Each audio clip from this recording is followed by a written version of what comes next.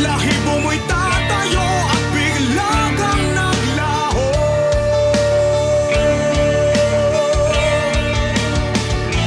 Kaluluwang ligaw, malignong buhaw, kampo ng kadiliman, nasa isip lamang. Kabilugan ng buwan sa kalaliman ng gabi, balot ng takot, kasindak-sindak. Takbo, sigaw, ayan sa likod mo no. Takbo, sigaw, ayan sa likod mo na.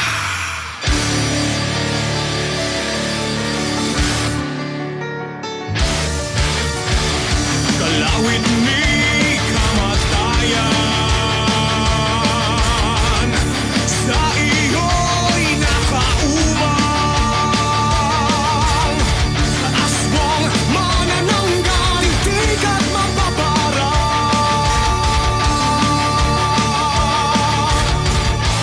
Kaluluwang ligaw, malignong buhaw, kampo ng kadiliman, nasa isip lamang.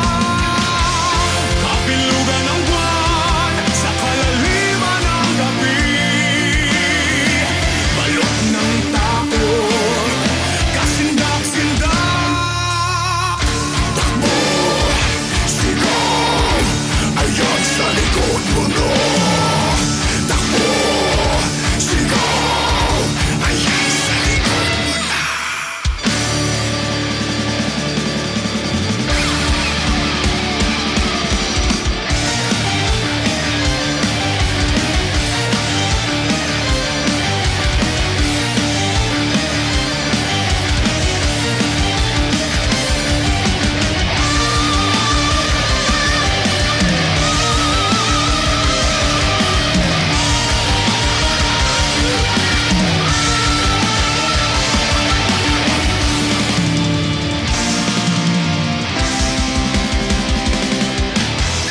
Kabilugan ng buwan sa kalaliman ng gabi, balot ng takot, kasindak-sindak. Kabilugan ng buwan sa kalaliman ng gabi, balot ng takot, kasindak-sindak. Takbo, sigaw, ayan sa likod mo no. Takbo, sigaw, ayan sa likod mo na.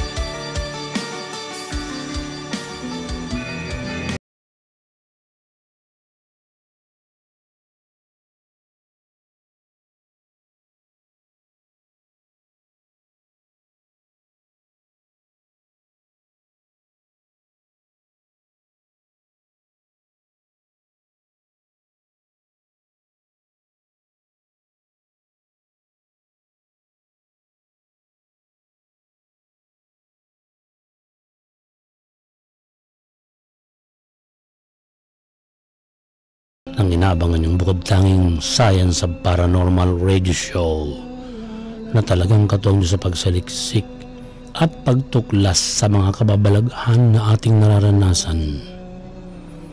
Ito rin ang radio program na panghasa sa pagbubulgar ng mga secret society na pilit nagpapatakbo sa buhay ng tao sa mundo. Samahan niyo pa rin sina Benji Felipe at Derek Cacho, pati na rin ang guro natin si Adam Reyes sa paghahatid ng kasindak-sindak na mga kwento, world conspiracies at pagsagot sa mga tanong ninyo ukol sa panaginip at kababalaghan. Mamaya ihatid ni Lea, Tandy Dea ang linggo ang horoscope at ang mga tanong nyo, sasagutin niyan lahat ng guro nating si Adam. Sapagat may pandemic na COVID-19, nagkakaroon na tayo ngayon ng infodemic. At ang fake news ngayon ay kasindak-sindak na rin na nakakaapekto sa lahat ng napapaniwala sa pekeng balita. Kaya po sa tulong ng Philippine Information Agency, isinama natin sa paglaban sa fake news ang programa natin at pag-dismiss sa disinformation. Ang ating Facebook page ay facebook.com/kasindak. Live po tayo ngayon. facebook.com/kasindak. I-like, i-follow, i-share ang live streaming at mamaya po, agad-agad pagkatapos ng programang ito, i-upload natin sa YouTube ang buong episode. www.youtube.com/kasindak-official. Yung official po, hindi po yung namimeke ng ating account.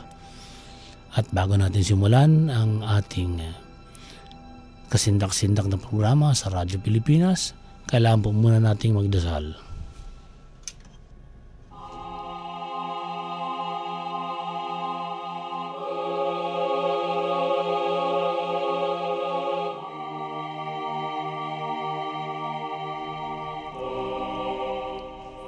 Makapangyarihang Diyos Ama, paglinawin po ninyo ang puso at isip ng mga tagapakinig at ibigay niyo ang tamang senyales para tumpak ang aming bawat pananaliksik.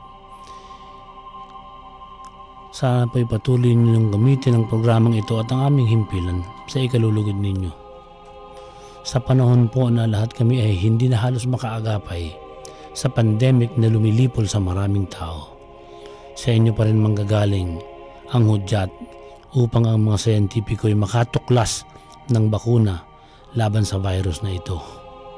Salamat po o Diyos sa biyaya sa araw-araw. Kahit nahihirapan na po kami lahat, alam naming nakagabay pa rin kayo sa sangkatauhan. Anuman ang iba't ibang paniniwala namin pangrelihiyon, lahat kami ay mga anak ninyo at ililigtas po ninyo sa COVID-19 na ito.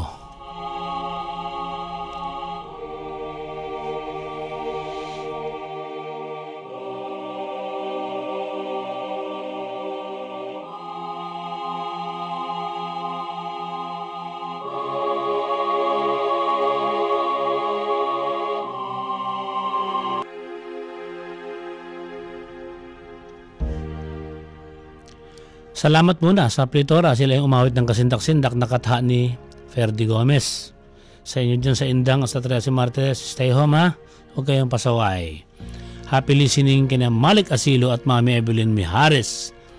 Greetings din kay Daddy June, Ate Malen, Malu, Mamorno at Pern Asilo.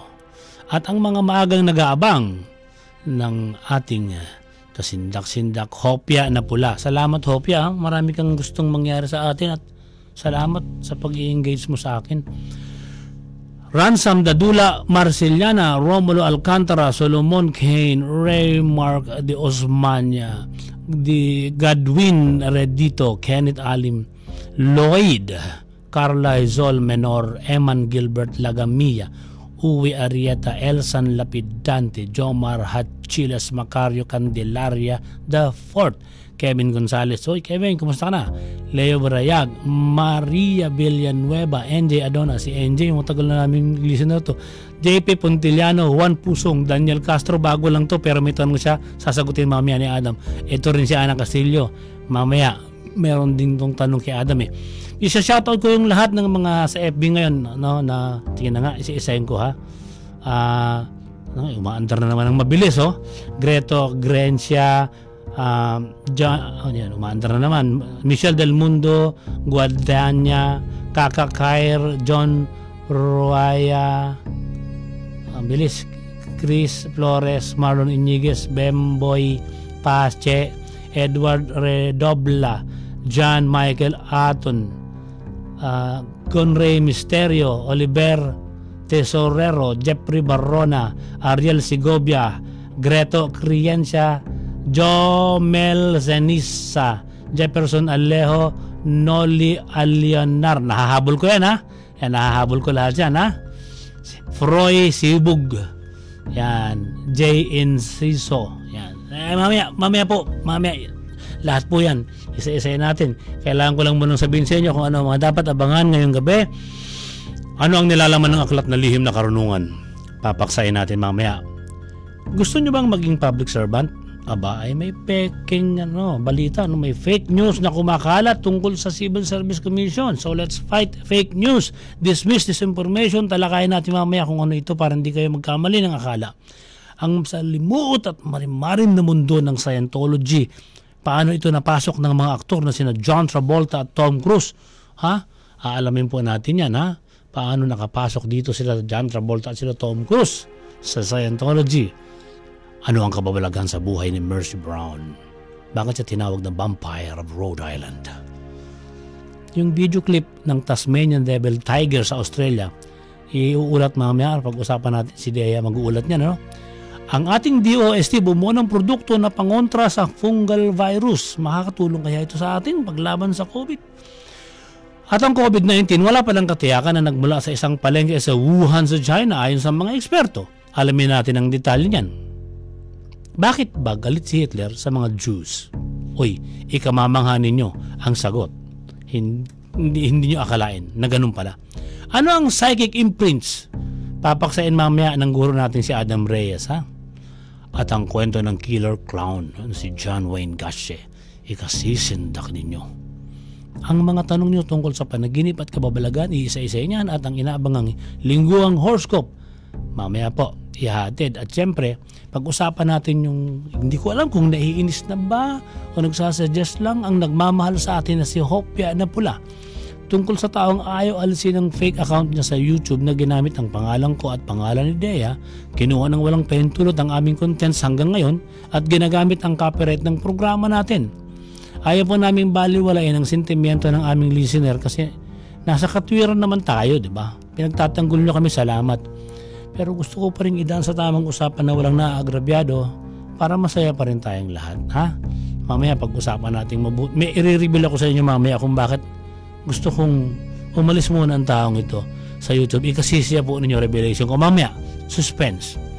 Anyway, uunahin ko muna ang tanong ni Rondel Ramos tungkol sa librong Lihim na Karunungan. Ito ay gusto niyang malaman ng malaliman ano ba ang meron sa librong Lihim na Karunungan. Yan. May paintulot ako. Sabi ni Dea, payag naman daw si Adam na ibahagi ko yung kanyang agam-agam. Dahil hindi raw basta magpapaheg na lang tayo na okay na pag-aralan ng nilalaman ng aklat. Batiin muna natin si Adam, si Tulip, si Christine Carion. Nakikinig kayo lagi sa amin. Salamat sa inyong walang sawang pagsuporta. Pero ganito po yan, ayon kay Adam, kung gusto ng isang tao na pag-aralan ang libro ukol sa lihim na karunungan, dapat malinaw ang pakay. Dapat dito, hindi siya magdidelikado kung hindi wasto o hindi tama ang direksyon o motibo. Tumutulay daw ang tao mag-aaral nito sa pagitan ng lubos na kaalaman o lubhang kapahamakan. Dapat maunawaan niya ang nasa isip ng kumatha. Pero kung may ibang gamit dahil ang taong mag-aaral ay naghahanap lang ng magagamit sa dahilang siya ay may nararamdamang kakulungan sa sarili o may nais gawing negatibo, baka bubuting mag-isip bago pag-aralan ng aklat na ito. Lalo na kung gusto lang maging in o yung magpapakakul lang. Sabi ni Adam, tila mali ang idea na ganito ang gamit. Mahirap daw tuklasin kung nasa ang panig ka sa pagtulay sa dalawang panig. Sa kapahamakan ba o karunungan talaga? Bakit mahirap? According to Adam, it caters to your delusion that you can control angels. The amount of fear that is in lihim na karunungan is what makes it effective against all people. Nakakaapekto sa ibang tao sa iyong gagawin mga hakbang halaw sa LK book. Gagawa ka halimbawa ng talisman, yung tinatawag nating anting-anting. Meron kang ihandang papel, may dugo yung papel, tapos iiyon mo sa isang lugar. Kapag nakita mo ng ibang tao yan, may takot sila. Bakit may papel na may dugo? Ang takot na ito, magbibigay sa tao ng panic dahil hindi nila maintindihan. Ano ba ang meron? Tama, Adam, no? Diba? Sabi ni Adam, it makes you believe that you have power but it is also auto-suggestion actually.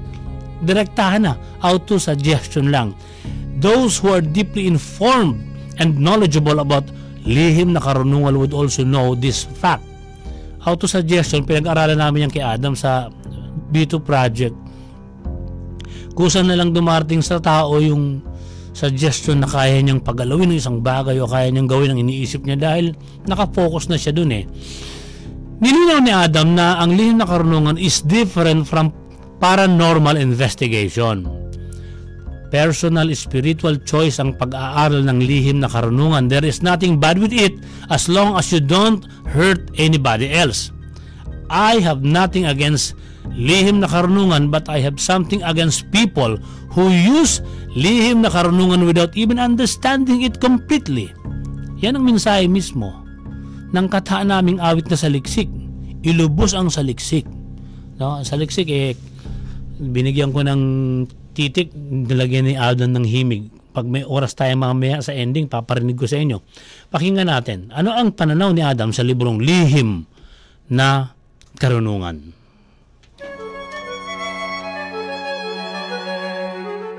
Lihim na Karunungan, aka Karunungan ng Diyos, no, ni Melanchthon has been around since the 1950s. 1955 to be more accurate. If you're going to go into the book, this is what we call a spiritual grimoire. It's like a way of life to some. To others, it's a way of manipulating the environment, asking for intercession from the divine, such as angels, deities. Ang nakakatuwa dito sa LK, no, it has a life of its own. What most people are familiar with, yung LK nung primary author. Pero every practitioner actually adds to it. They have their own variations. So this is not just a single book. This has been transformed. It has been modified through all the years. Ang Lihim na Karunungan basically is a beautiful expression of mankind's fear, of mankind's mortality. Why? Kasi ever since mankind discovered that he could die, he has been trying to prolong and protect himself from that which he fears. Which is why if you're going to notice, if you're going to understand and study most of the rituals sa loob ng libro nito, no? Pati not just the rituals, but even the diagrams for the amulets, how to cast incantations, all of these are basically asking for intercession from the divine or from other deities, which are, some of them are actually very, very ancient. Some of them go back to ancient Hebrew traditions, no? But all of these are a cry out for help, for higher beings or powers to intercede on our behalf. In other countries, we have, halimbawa, in Wicca, the Wiccans have their Book of Shadows. Now, each witch or warlock has her own Book of Shadows, but everything traces back to the ancient practices of Wicca. Ngayon, similar ang Lihim na Karunungan. One of the popular published ones is the one you're asking me about, published in 1955. There are a great many variants to this book as of this day. Ngayon, if you're going to look deeper into it, some of them come from the Hebrew Bible. Some of them take origins in even more obscure and pre-biblical texts. Kumbaga, yung mga mas ancient pa dun sa Bible, some of the inscriptions, some of the scriptures are taken from there. Ngayon, ang LK basically, kaya siya tinawag na Lihim na Karunungan dahil it's actually an attempt to unlock the code of the universe, to be able to gain mastery and control over not just oneself, but over one's fate, over one's destiny, pretty much to secure mankind's position in the universe. Because men and mortals are afraid of their own mortality. This is pretty much what you would expect of a grimoire. Ngayon, kaya lang very popular ito kasi this is one thing which is very Filipino. Christianity and Catholicism have been with us for a very, very long time. And since Christianity and Catholicism have become ingrained in our culture, ito ngayon yung isang paraan ng mga tao to be able to extend this even further by combining it with our own animistic beliefs of their own mortality. We all are aware na maraming misteryo, na maraming mga issue within the Catholic doctrines, the Catholic systems, and everything. We also know the current 66 version book of the Bible is not complete. Kasi once upon a time, there were more than 400 books. Maraming natanggal sa Biblia. For example, in the book of Genesis, well, Eve was not the first wife of Adam. Before Eve, there was Lilith. Pero that version got taken out. So, yung lihim na karunungan basically taps into these mysteries. It goes before, at least the present-day Bible was compiled, and it puts this all together in a way that the common man or the practitioner of LK will be able to gain more confidence, to be able to protect himself, to protect his loved ones, and to connect with the divine. Thank you so much sa iyo, Adam. Maraming salamat. Lihim na karunungan, aka karunungan. Tama na. Naintindihan na namin. Ay, si Kim Abiado, sabi niya hello. Si Macario Candelaria, sabi niya may poster daw. I-report daw. Si Mario Alisa Alcantara, good evening. Exciting ang topic. May nagpakabati kanina ng birthday na wala. Si Freddy ba yun? Happy birthday kung nasaan ka ngayon. Nagtatago yung text mo eh. Ha? Happy birthday. Alam ko na hindi ka maghahanda dahil bawal eh. Ha? Pa-shout naman daw, sabi ni Jeffrey Barona from Silang, Cavite. Paki-greet ang pamangkin na si Jacob Barona. More power sa kasindak-sindak. Si Raymond Reyes. Pa-shout kay Dan Ray Ras Reyes. At saka si Beatrice Jerusalem. Good evening. Nasa sila Kingdom of Saudi Arabia, kaya afternoon pa lang. At sabi ni Adam, tama daw yung aking annotation sa kanyang analysis. Thank you sa aking mahal na gurong si Adam Reyes. Tinuruan mo ako kaya tama ako. Raymond Balangkit, hello sir Benji at Ma'am Dea. Si Jonald Forigay, i-check ko sa YouTube, walang laman yung peking account ng kasindak-sindak, na remove niya. Ni-remove na ba? Talaga, pero huwag niyang gamitin yung kasindak-sindak, alisin niya mismo yung title, tsaka yung motive ng pagkakagawa namin sa TV5 pa, yung logo na yun, kinuha niya. Lenya Graniate Yehey din. Winter Somejo. Meron siyang icon na pumapalakpak. Thank you. Si MJ Compio, good evening, Saturday. Ang tagal nyo na akong avid listener. Tanong ko lang, pwede bang pakitapik ang libro ng Evil?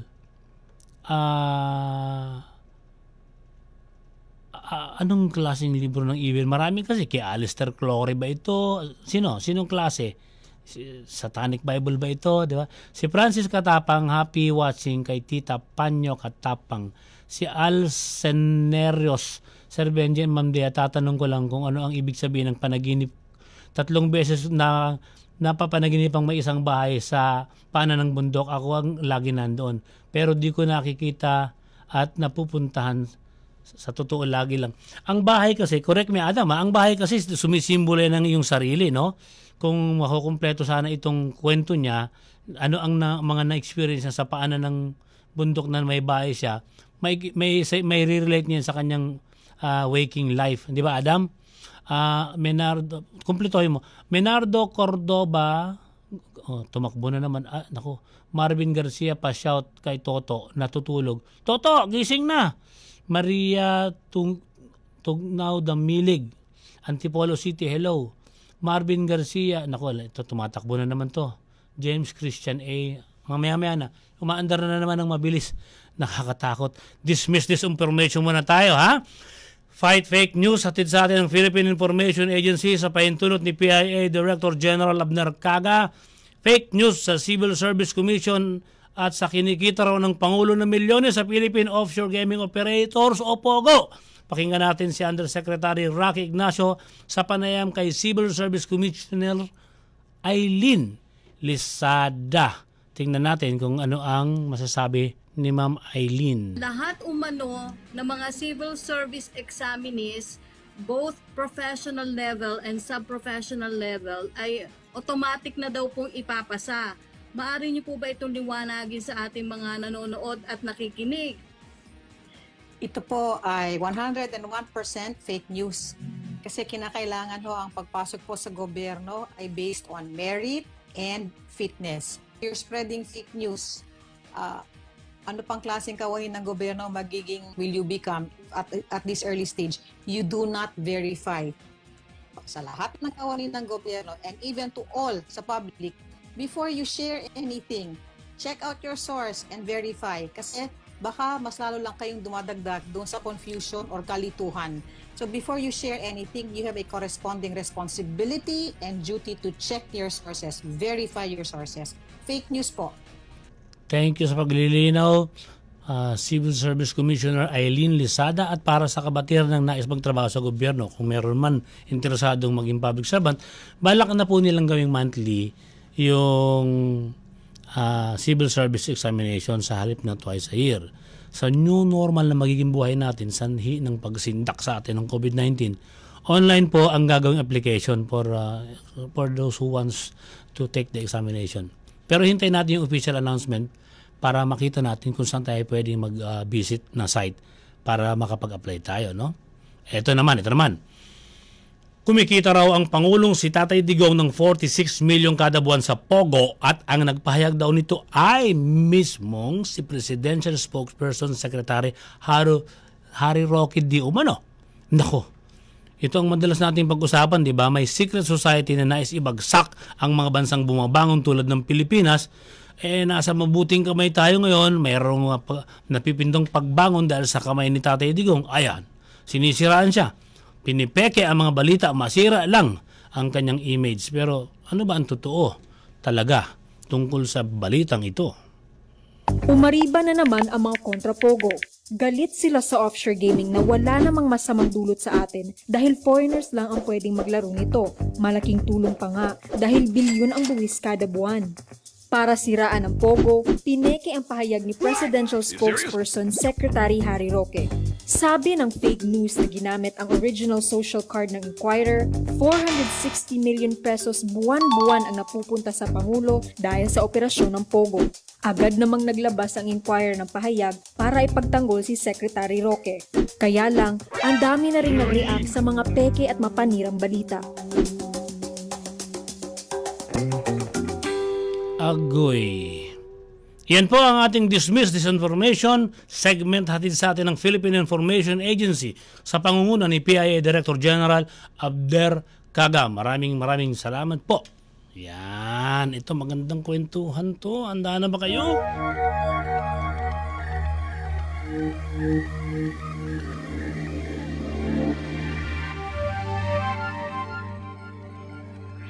Kung meron kayong naitabi dyan na yung manamis-namis na popcorn at maghanda kayo ng medyo masarap na kape na walang sugar, mahaba-habang kwentuhan to pero sigurado pong iduduya namin kayo sa masalimuot na takbo ng isang samahang kakaiba rin ng sintak na idinulot sa kanyang mga kasapi. Ito ang pagbubulgar ukol sa hindi maayos na palakad ng Scientology.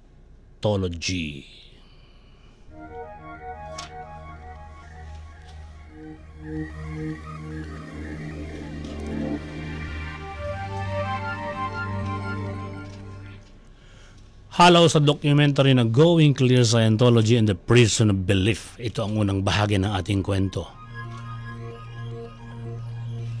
Maaaring narinig na ang Scientology, lalo na sa ilang artista sa Hollywood na nagsasalita tungkol dito.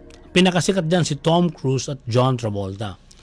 May malaki itong establishment sa Los Angeles at noong 2001 ay nasa 55,000 members sa United States at sinasabing may 100,000 to 200,000 members sa buong mundo. Yan ang Scientology, no?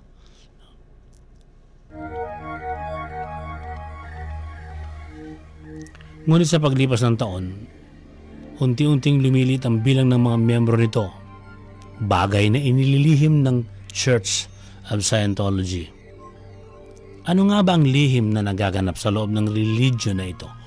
Bakit ito kinagat ng publiko at bakit unti-unting umaalis at nababawasan ang mga naniniwala rito? Ito ang talagang nais ipaliwanag ng dokumentaryong Going Clear Scientology and the Prison of Belief na nilikha noong 2015.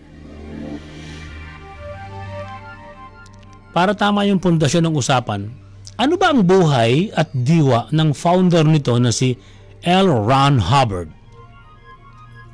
Matatawag na produktibong manunulat ng science fiction itong sa Hubbard.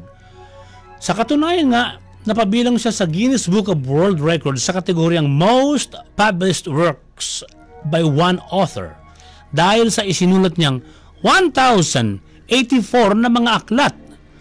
1,084 na mga aklat na nagsimulang gawin niya mula February 1934 hanggang March 2006. Pagsusulat ang bumuhay kay Hubbard, kung saan ang bayad pa noon sa mga manunulat ay 1 penny per word. No, sa atin, ang katumbas nito ngayon, 50 centavos. Kung mga dalawang kataga, piso.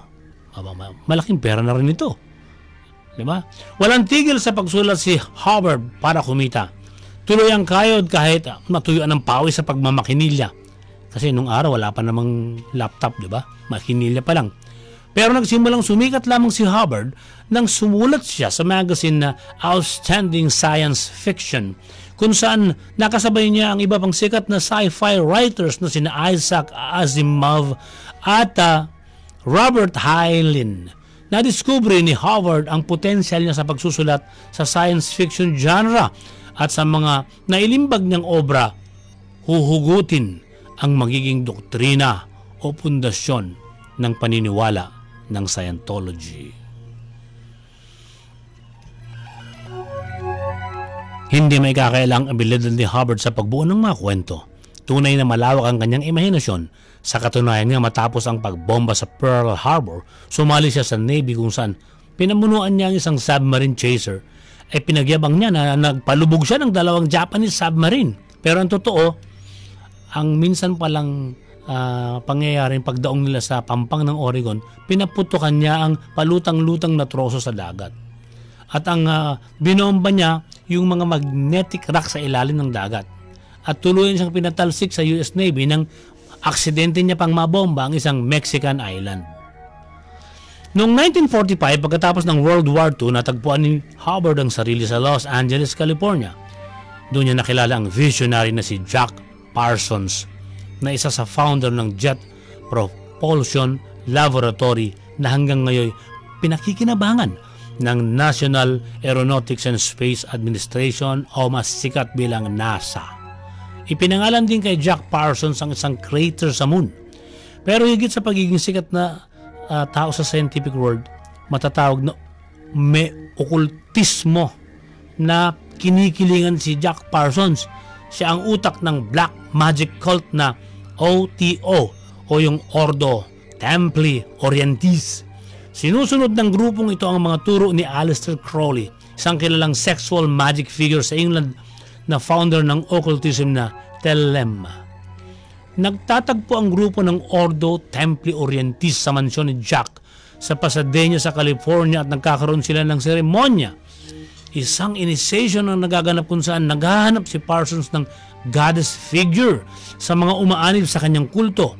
Layo niyang buntisin ang mapipili para maisilang sa pisikal na mundo ang tinatawag niyang Antichrist.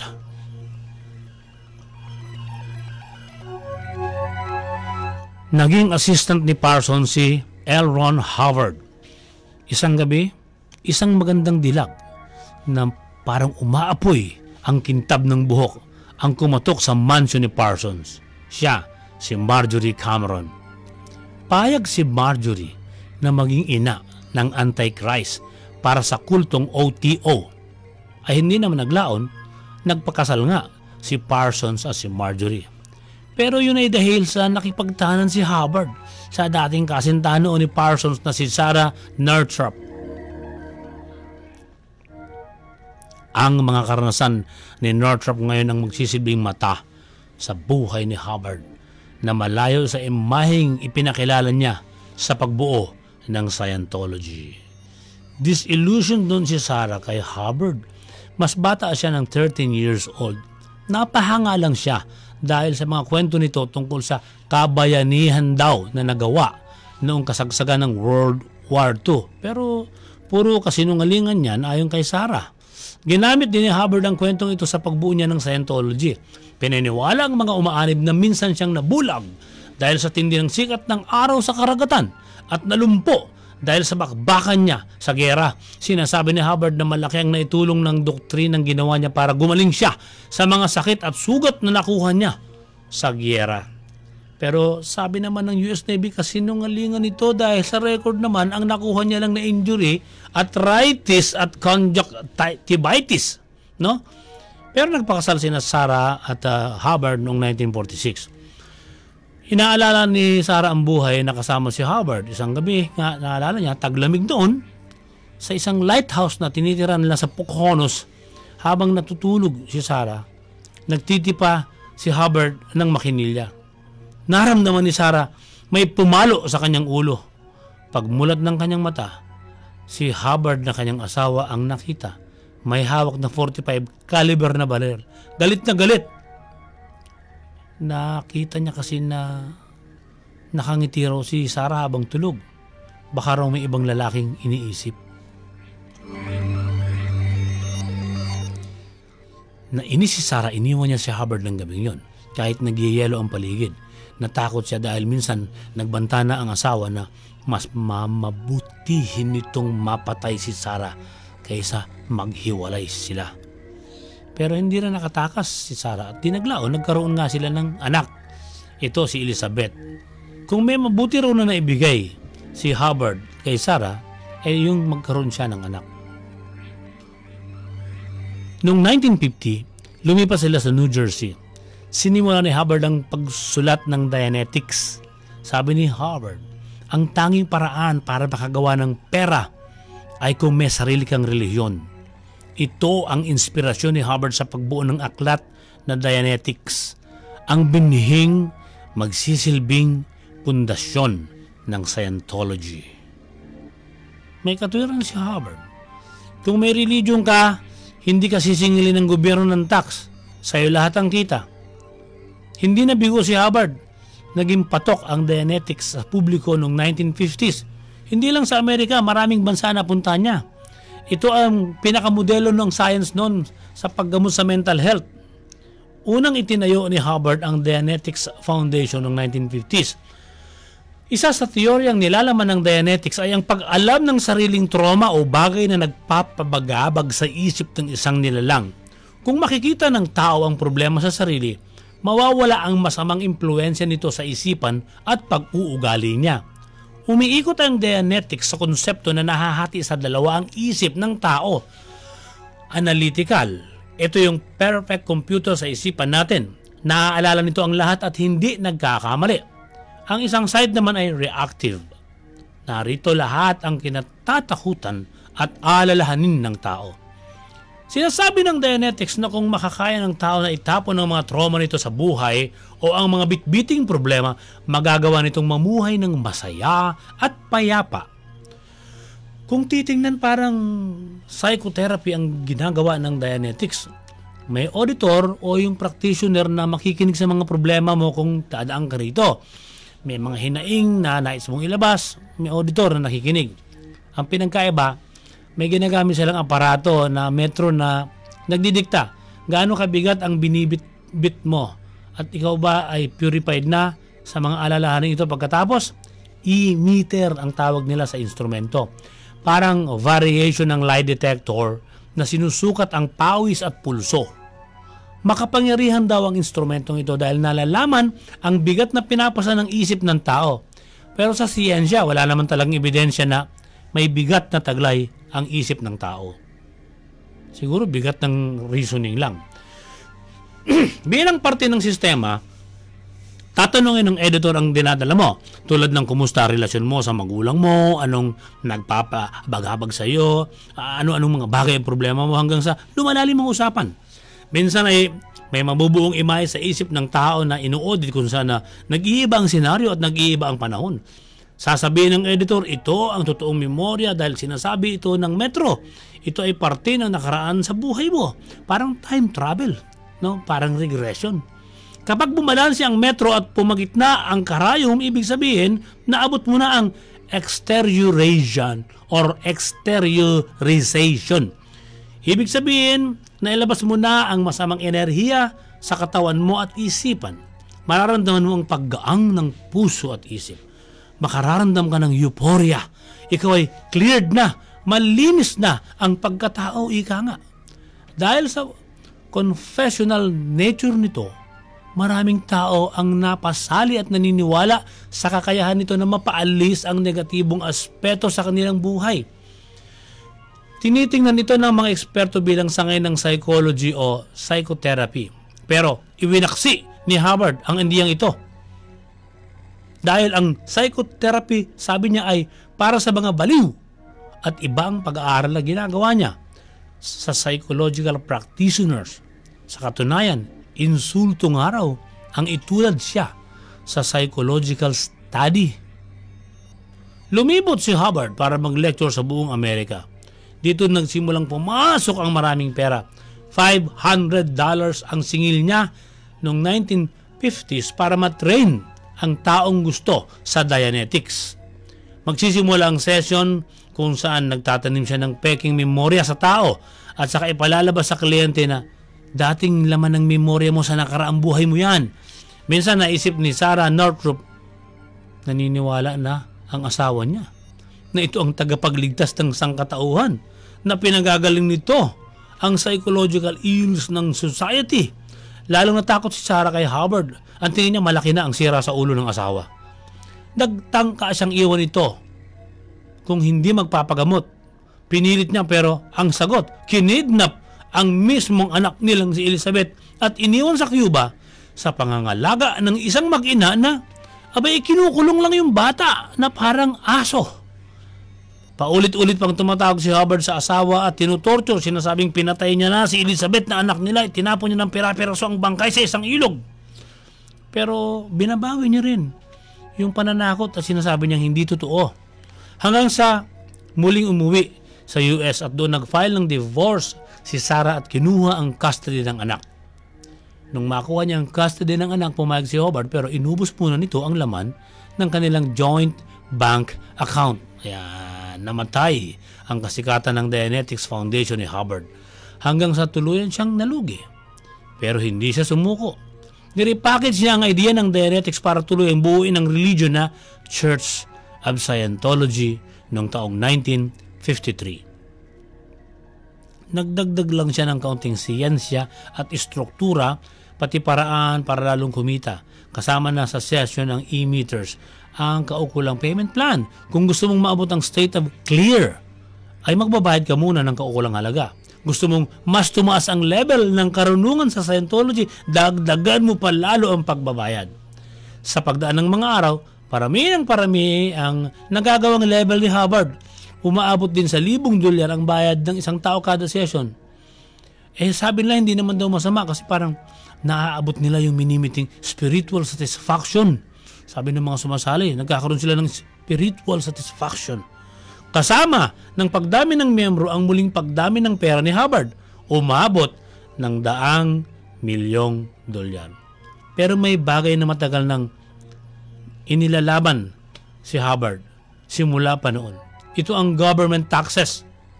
Bagay na itinatanggi sa kanya ng gobyerno, gusto nila magbayad ka ng tax.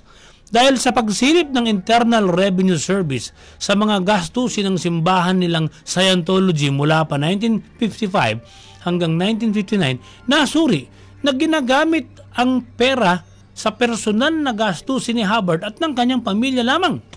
Inimbestiga ng IRS si Hubbard dahil sa tax evasion. Pero umalis siya sa Amerika at nagtago. Nagpatuloy lang ang paglago ng Church of Scientology sa iba't ibang kontinente. Noong 1967, binuo ni Hubbard ang Sea Organization na nakapaloob sa Scientology. Mga dedicated members ng simbahan ang tinanggap sa Sea Org. Kumuha ng mga batang members si Hubbard na siyang tinuruan niya para mamuno maging mga manager ng organizations sa Scientology. Sila yung youth leaders. Kumbaga, na-train sila na parang mga marino sa loob ng barko ni Hubbard na nakadaong sa Las Palmas sa Canary Islands. Doon pinagtatrabaho sila ni Hubbard. Pinaglilinis ng barko, tik-tik kalawang. Bumibisita si Hubbard para kumustahin ang trabaho nila. Pero sa tuwing hapunan, sumasama si Hubbard para sabay-sabay sila salo-salo sa pagkain at nagkukwento siya tungkol sa cosmos. Ginagamit niya yung angking abilidad sa pagkukwento para makuha ang loob ng mga kabataan. Napapaniwala naman niya ang mga kabataan na malilikot talaga ang guni-guni. Pero may dahilan kung bakit nanatili sa karagatan si Hubbard. Parang kasi ito para takasan ng investigasyon sa kanya ng iba't ibang bansa. Tinawag niya ang barko na Scientology Navy. Pero ang totoo, ginamit niya lang ang mga kabataan para mapatakbo ang 3 barko niya. Bumuo ng rules si Hubbard sa mga miyembro ng Sea Org. Ang gumawa ng mali o hindi sumunod sa utos niya, ihahagis sa dagat bilang parusa. Pero parang naging clergy na yung mga kabataan sa Sea Org nung kalaunan. Nagpatuloy sa pagtatago si Hubbard. Pero aktibo pa rin siya sa pagbibigay direksyon sa simbahan niya, lalo na sa Hollywood. Noong 1960s, kasagsagan ng hippie movement, ang naging marketing ng Scientology, yung slogan na Get High Without Drugs. Dito nabuo ang idea ng Celebrity Center ng Church of Scientology para makahakot ng maraming artista sa Hollywood para lalong maikalat ang impluensya ng kanilang simbahan. Marami silang nakukuhang aspirant artist na nais makuha ang network na magbibigay ng kasikatan sa kanila dahil marami ang member ng Scientology. Maliban sa spiritual awakening, syempre, dito na papasok ang aktor na si John Travolta na sumali noong 1975. Baguhan pa lang noon si John, bata at maraming bitbitin sa buhay. Pero sabi niya, nabago raw ang pananaw niya nang sumama siya sa Church of Scientology. Dahil sa pagbabago ng perception niya matapos basahin ang Dianetics ni Hubbard, nakukuha niya agad ang role na gusto niya sa kanyang internalization. Para kay Travolta, utang na loob niya ang kasikatan mula sa mga turo ng Dianetics ni Hubbard. Noong 1970s hanggang early 80s, si Travolta ang biggest star ng Church of Scientology. At mas naging confident si Travolta sa pagsali sa simbahan. Pero kapalit nito, nagkaroon siya ng phobia. Baka mawala ang success kapag tumiwalag naman siya sa kanilang simbahan. Meron kasing mentality sa Scientology na lahat ng swerte na nangyayari sa buhay mo dahil sa kanila. Pero pag minalas ka, sarili mo ang may kasalanan. Matagumpay ang Church of Scientology sa pagbibigay ng false sense of spiritual awakening. Gayong malaki nga ang naitutulong ng pagsasabi ng mga hinaing sa buhay, mali naman na gawin itong paraan ng pagkakakitaan. Para sa mga miyembro kasi ng Scientology, kahit mahal ang binabayad nila sa session, hindi naman may kakaila ang paggaan ng pakiramdam nila kada patuloy sa auditing. Sa pag-akyat sa mga level, mas nalalapit daw ang tao sa kanilang spiritual self. Dito naman papasok ang level na operating Titan levels. Sa Scientology, ang ibig sabihin ng Titan ay spiritual being. Number 8 ang pinakamataas na level sa OT. Sa simula ng pagsali sa Scientology, ikinikwento ng ibang membro na may kakaibang abilidad daw sila nakukuha sa pagtaas ng kanilang level. Nakakaya raw nilang magbasa ng isip o magpagalaw ng bagay gamit ang kanilang isip lamang. Pero sa pagdating sa OT level 3, isang sikreto ang ibubunyag. Isang briefcase nakapaloob ang isang isinulat ni L. Ron Hubbard. Bagay na inilihim daw nito dahil hindi pa handa ang mundo para malaman kung ano ang laman ng briefcase. Actually, ang nasa briefcase, parang Genesis ang kwento ni Hubbard. Kung paanong nabuo yung mundo na may halong science fiction ng konti yung pagkakalahad. Ang sabi ng mga pahina sa briefcase na binuksan, ito yung nabasa. 75 million years ago, may mga taong naninirahan sa isang mundo na tulad ng ating mundo. Ang pananamit nila ay sintulad ng pananamit ng mga tao noong 1950s. May sasakyan sila na tulad sa atin at kalsada na tulad sa atin. Pare-pareho raw ng mundong 1950s ang mundong ito at iisa ang problema sa mundong yon, overpopulation. Ito ang bagay na sinulusyonan ng supreme ruler ng mundo na tinawag niyang si Zeno, isang maituturing na tyrannical overlord.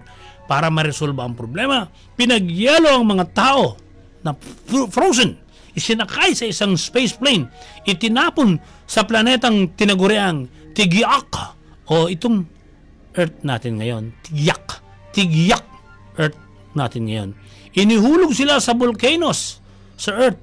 Ang kaluluwa ng mga nasabing taong ito ang naging Thetan o spirito ng tao na dinakip at pinuwersang manood ng pelikula na may iba't ibang imahe kung saan pinahihirapan ng mga nilalang. Ang tortured souls na ito raw ay sumasapi sa mga bagong panganak na sanggol na siyang kalaunan ay nagiging dahilan ng fears, anxieties at trauma. Lintik, ano? Maraming membro ang hindi makapaniwala nang mabasa ang creation myth na ito ni Hubbard. Disillusion sila, no? Pero parang mas marami ang nagkaroon ng nervous breakdown dahil sa paranoia ng pagkakaroon ng mga kaluluwang negatibo sa kanilang katawan. Kung tayo ngayon, kung maniniwala tayo kay Hubbard, yung mga pumasok sa kaluluwa sa atin, yung mga tinapon sa mga bunganga ng bulkan dahil sila yung mga masasama. Kung magkakaroon ka ng problema sa sarili, sasabihin ng mga kagrupo na baka kulang ka sa auditing sessions. Pero ang katotohanan, para kang gumagawa ng hukay sa iyong sarili at sa bawat problema sa buhay, dumedepende ka sa Scientology para mawala ang mga dalahin sa dibdib. Nagtagumpay ang Scientology sa ganitong paraan ng mind control. Pero tila may nangingibabaw din katotohanan. Kini-question na mismo ng founder na si L. Ron Hubbard ang kanyang katinuan. Kaya tila ginawa ni Hubbard ang Scientology bilang paraan na rin ng self-therapy, kahit siya'y naniniwala sa kanyang doktrina na kaya siyang pagalingin ng kanyang ginawang aparato. Dahil kung pera daw talaga, sabi ng mga eksperto, edi sana tinakas niya na lang yung pera ng simbahan. Pero hindi niya ginawa eh. Marami raw talaga ang oras na ginugugol ni Hubbard sa e-meter. Sinubukang alamin ang tunay na problema niya sa kanyang sarili. Naging paranoid siya, naniwala na may malakas at negatibong kaluluwa na pumasok sa kanyang katawan kaya dapat iwaksi sa isang auditing gamit ng e-meter. Kaya nagpatawag siya ng isang tao at nagpagawa siya ng specialized e-meter at ang technician ay inutusan na taasan ang boltahe ng kuryente at tuluyang paalisin ang masamang kaluluwa kung kinakailangan kasama ang kanyang katawan na mawala. Pero tinakot lang siya ng technician. Ayaw ng technician patayin siya eh. Nabigo siya na patayin ang kanyang katawan. Sumabog ang e-meter na pinagawa ni Hubbard. Parang pagsisid sa psyche ni Hubbard ang Church of Scientology. Inakala niyang magbibigay na rin ng kasagutan sa problemang lihim niyang binibitbit. Kasi minsan hiniling niya nga na sana totoo na lang yung mga kasinungalingan na ibinibenta niya. Noong January 24, 1986, tuluyang nakamit ni L. Ron Hubbard ang minimiting exterior state. Ang pinakamataas na level ng operating Thetan kung saan kailangang iwan ang katawang lupa. Namatay sa stroke si Hubbard nang walang plano o walang inutusan na pumalit sa pamumuno niya sa Church of Scientology. Pero isang ambisyosong binata ang naglakas loob na umako sa responsibilidad na iniwan ni L. Ron Hubbard. Ito ang simula ng pamumuno ni David McCavill na hanggang ngayon na nating leader ng Scientology. Sa susunod na linggo alamin natin ang mga lihim at iskandalong kinasasangkutan ng Church of Scientology at paanong naipasok ni David ang aktor na si Tom Cruise.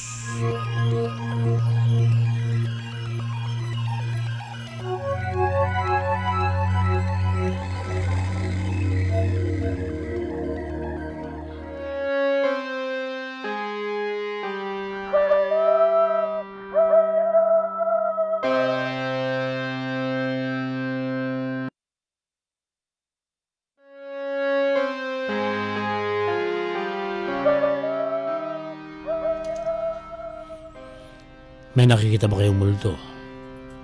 May nararamdaman ba kayong sumasanib na masamang spirito?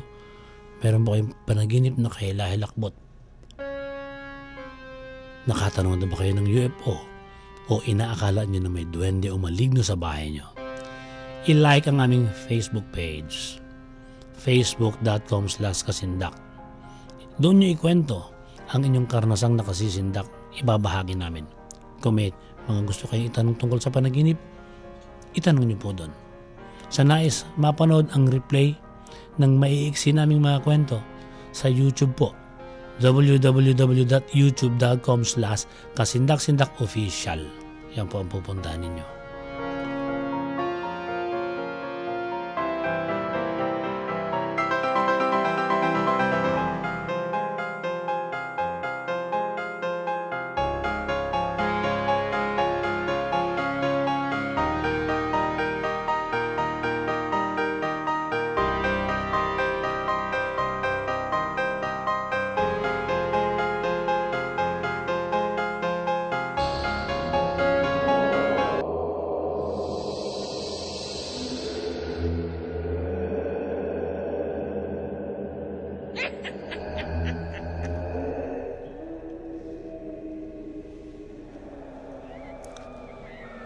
Noong 19th century, lubhang pinaniniwalaan ng mga tao ang pagkakaroon ng vampira.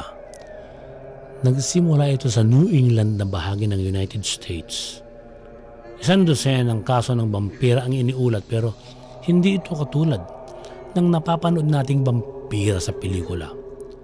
Wala silang pangil, hindi namumula ang mga mata, walang itim na kapa. Tinawag lang sila ng mga evil spirits na pumapasok sa katawan ng tao para sindakin ang mga komunidad.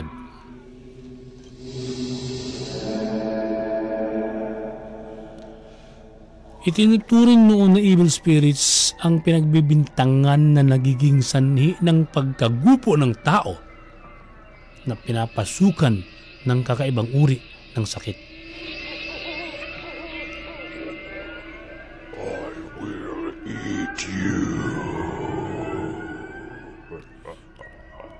Sa dami ng namamatay, nagkaroon ng panik kapag ang isang miyembro ng pamilya ay pinapasukan ng spiritu.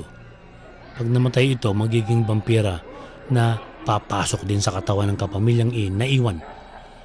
Kaya unti-unti silang nagugupo ng kamatayan.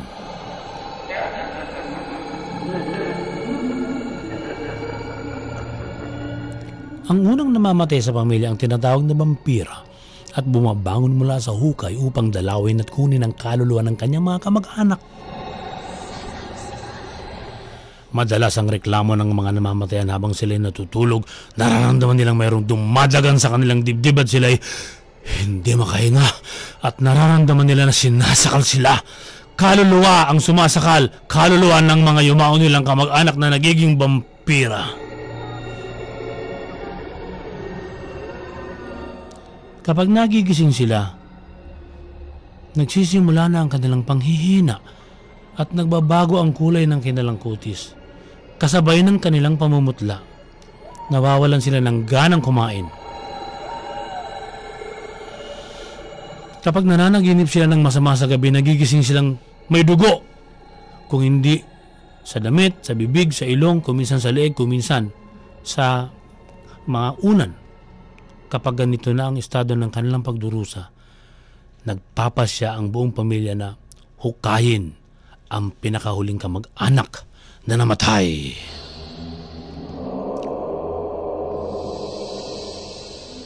Hinuhukay upang sunugin ang bangkay dahil pinaniniwala na sila ang sanhi ng mga parusa sa buhay. Tumindi pa ang paniniwala sa vampira dahil may pagkakataon na ang nahuhukay nilang bangkay sinasabi na siyang patuloy na paghaba ng kanilang mga buhok at humahaba rin ang kuko.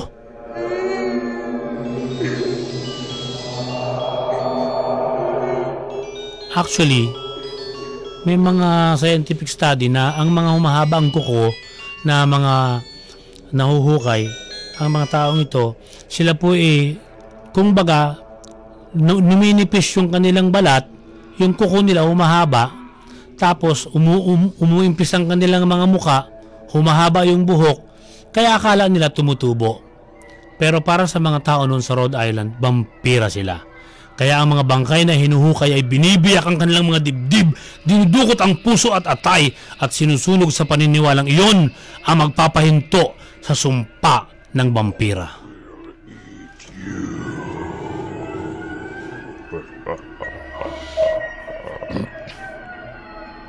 Noong 1796, si Stephen Staples ay humiling sa Cumberland Town Council na payagan siyang hukayin ang pinaglibingan ng kanyang anak na babae. Kailangan niya raw dukutin ang puso at atay para sunugin dahil pinaniniwala ang naiwan nitong kapatid ay inaatake niya bilang isa ng vampira. Noong 1799, ang asendero na si Stockley Tillinghast ay nanaginip na kalahati ng kanyang pamilya ay mauubos. Hindi nga naglaon, namatay ang kanyang anak na dalaga na si Sarah. Hanggang ang mga kapatid nito ay nagkasakit din lahat.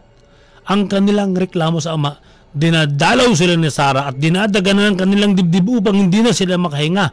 6 pa ang namatay sa 14 na iiwang buhay na kanyang anak. Doon na sila nagpasyang hukayan ng bangkay ni Sarah. Dukutin ang puso. Pero nang kunin nila, may pumatak na sariwang dugo. At sinabi nilang, tama, vampira nga siya.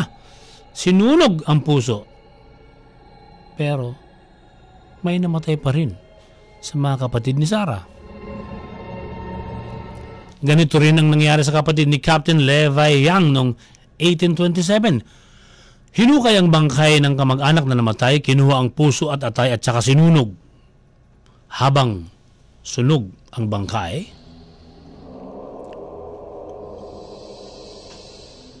nilalanghap nila ang usok. Pero pagkatapos noon, 8 ang anak ni Levi na namatay. Eh, biruin mo ba naman? Yung bangkay, kinuha mo yung puso at atay, sinunog mo, tapos nung umuusok, nilalanghap nyo lahat ng usok.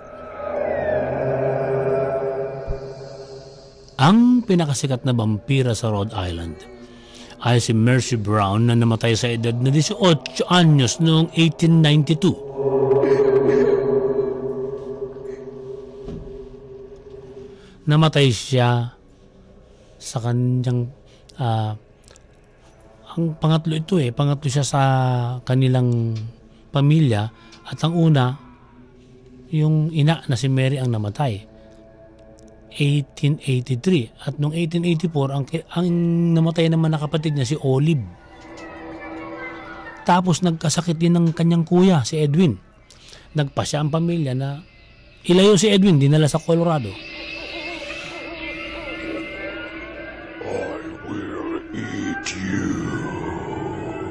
Noong 1891, bumalik si Edwin sa Rhode Island.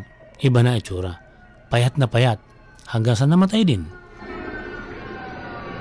Pero sa kanilang lahat ng mga namatay sa pamilya Brown, si Mercy ang pinakamabilis. Hindi siya umabot ng 1 taon sa paghihirap niya. Ang panahong ito ng kamatayan niya ay 1892, taglamig. At nung panahong yun, hindi kayang hukayin ng lupa dahil sa kapal ng snow. Nagpasya ang kanyang ama na ilagak lang siya sa isang silyadong tubo. Yung kanyang kabaong nilagay sa silyadong tubo, inilagak sa Chestnut Hill Cemetery, katabi ng isang Baptist church. Noong panahong namatay si Mercy, buhay pa noon ang kuya niya.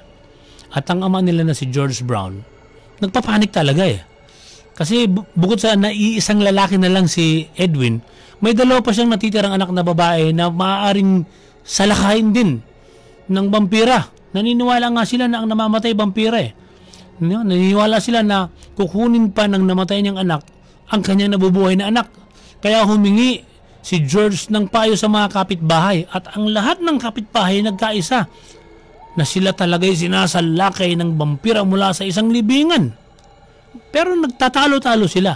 Sino ang vampira sa libingan? Ang asawa niyang si Mary? Ang anak niyang si Olive? O ang anak na si Mercy? Nagpasya si George. Ilitaw ang 3 bangkay. noong March 1892.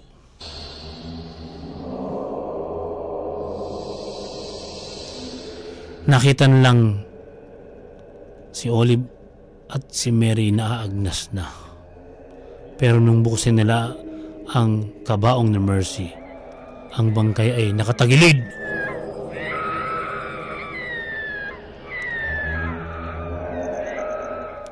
Pero ng panahon yun naman, hindi pa uso yung imbalsamo eh. Ang sabi ng mga eksperto sa siyensya, kapag ka naman matagal sa loob ng kabaong ang isang bangkay na hindi mo naman tinanggalan namang laman loob at hindi mo naman nilagyan ng pang-imbalsamo, nag-iiba ang pwesto nito habang natutuyo. Maaaring napatagilid siya dahil nga dun sa pagkakatuyo. Ha? Pero sabi na hindi, sariwa pa raw ang bangkay ni Mercy. Dahil may kasama silang doktor nun. Ang ginawa ng doktor, binuksan ang dibdib ni Mercy. At nang kunin ang puso, may sariwang dugo na pumutak. Pero sa panahon natin ngayon, posible raw ito, sabi ng siyensya. Sa mga pag-aaralang scientifico may tinatawag na coagulate. Ito yung dugo ay nagiging solid at may pagkakataong nagiging liquid ulit.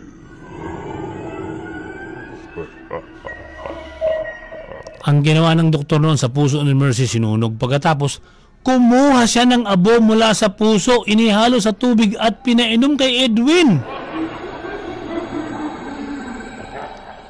Makalipas ang 2 buwan, namatay ang kanyang kuyang si Edwin.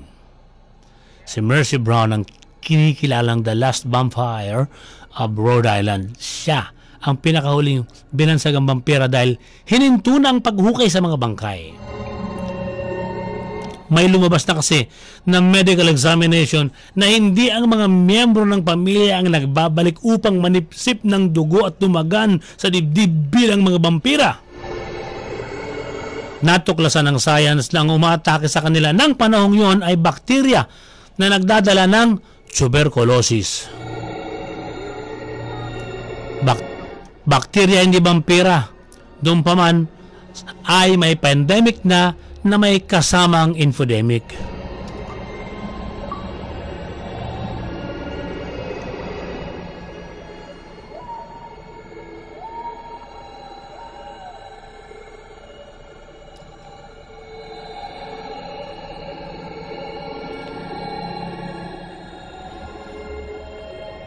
Yan. Babati muna ako ha habang inihahanda ni Res yung ating science news ha. Saan ba yung science news mo rito, Res? Ay, pakilagay nga muna, batiin ko muna itong mga kanina pa, si Tamika Razilak, si Anot Halili, si Lino de Luna. Res, akin na yung science, lagay natin dito para kay Idea. Tapos si Hopia Argilias. Pabati ang Argilias family. Si Roy J. Paul Llanilo. In short, hindi lang pala religion. May category din pala na philosophy. Yung Scientology siguro itong sinasabi niya, no? Tapos si Elson Lapid, tumatakbo na naman. Patrick Villasanta, ayan na, Alfonso Pamisa, tumatakbo na naman. Ano bang ibig sabihin? Ba't gumagalaw ito? Si RJ Ray Tiran, listening from Quezon Province. Yan. Ay, sige. Si Hener Ponasier Gutierrez. Ano bang sabi niya? Patapik. Umaandar. Hener, umaandar eh. Hindi ko mapigilan. Ba't umaandar itong aking Alfonso Pamisa? May kilala ba kayo na follower ng One World Order na personalidad sa Pilipinas? Well, merong mga politiko na member ng Committee of 300 pero hindi ko alam kung naniniwala sila sa One World Order. Si Patrick Villasis, sabi ni Patrick Villasis, ano ba yan? Tumakbo na naman. Raymark de Omania, pa-shout out, sir. Si Zida Jelaine Fajardo Jr. Ang ganda ng mga topic, thank you. Si Vin Gracia, hello din sa inyo, sa Gracia family. Greto Criencia, topic ng theory of relativity. O Adam, theory of relativity raw. Alfonso Pamisa, theory of miss everything. Meron ba nun? Theory of miss everything. Tapos nakikinig si King Juven Salomeo. Yan, nakikinig din si Beatrice MJ Jerusalem. Yan. Si PJ Callie. Hello, I'm watching from Italy. Uy, ingat kayo dyan sa Italy ha, PJ ha. Tapos si Joe Baltasar, pabati daw siya. Hello Joe at sa Baltasar family. Si Isaiah Lontok, pakitalakay ang bahay ni Pol Pot. Ang buhay ni Pol Pot. Buhay ni Pol Pot. Oo nga, nakakalungkot. Mas nakakasindak yun. Pinuntahan namin yung ginawa niyang kulungan. Napakalungkot pa rin hanggang ngayon. Lahat ng mga taong nakausap namin at na-interview, takot sila pag Pol Pot ang paksa. Hindi namin alam kung bakit gano'n ang sindak na dulot nito. Iano mo nga. Marka mo nga inihiling nilang buhay ni Pol Pot. O pakinggan muna natin yung science news ni Daya. Ha?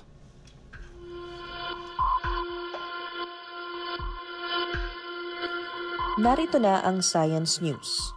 Hanggang ngayon ay hindi pa rin matukoy ng mga eksperto kung saan nagmula ang new coronavirus.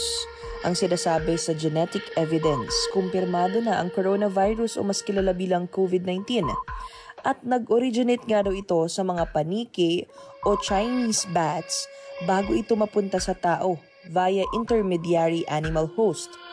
Pero tuloy pa rin ang debate kung sino ang pinakaunang nag-spill over ng virus.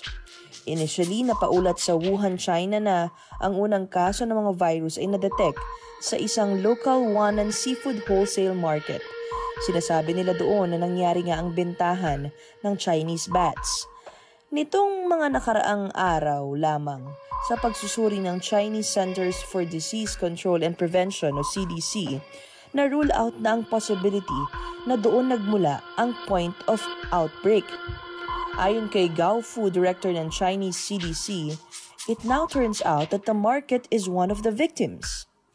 December 31 na nagsimulang tawagin ng mga health experts na may coronavirus sa lugar matapos makumpirmang 41 ang positive sa COVID-19. Kaya nga pinasara ang wet market noong January 1. Ipinagtataka naman ito ng ilang kritiko dahil noong 2002 at noong 2003 sa isa namang palengke sa Guangdong, China, inapaulat na nagsimula ang SARS outbreak. Kung matatandaan po ninyo, itong SARS coronavirus ay nagmula naman sa paniki at nailipat ang virus sa civet cat at naitransfer o nailipat sa tao. Gayunpaman, wala sa mga hayop sa palengke sa Wuhan ang nagpositibo pala sa virus. Ito ay sinabi ni Colin Carlson, isang zoologist sa Georgetown University. Kung hindi daw infected ang mga hayop na naroroon sa wet market o palengke, walang mangyayaring intermediary host. Maraming research groups ang sinusuportahan ng pahayag ng Chinese CDC. At bago pa naman magkaroon ng 41 confirmed cases sa nasabing palengke sa Wuhan, before December 2019 ay kumakalat na pala ang virus na ito. Sa research na inilabas noong January, isa sa mga nagkaroon ng COVID-19 ay sa palengke nga sa Wuhan ay na-expose pala noong December 1 di umano at nagpakita na lang ang mga sintomas after 8 days pa.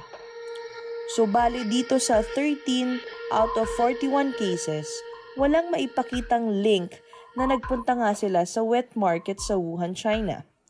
Hindi pa rin ma-identify ngayon kung sino ba itong patient zero.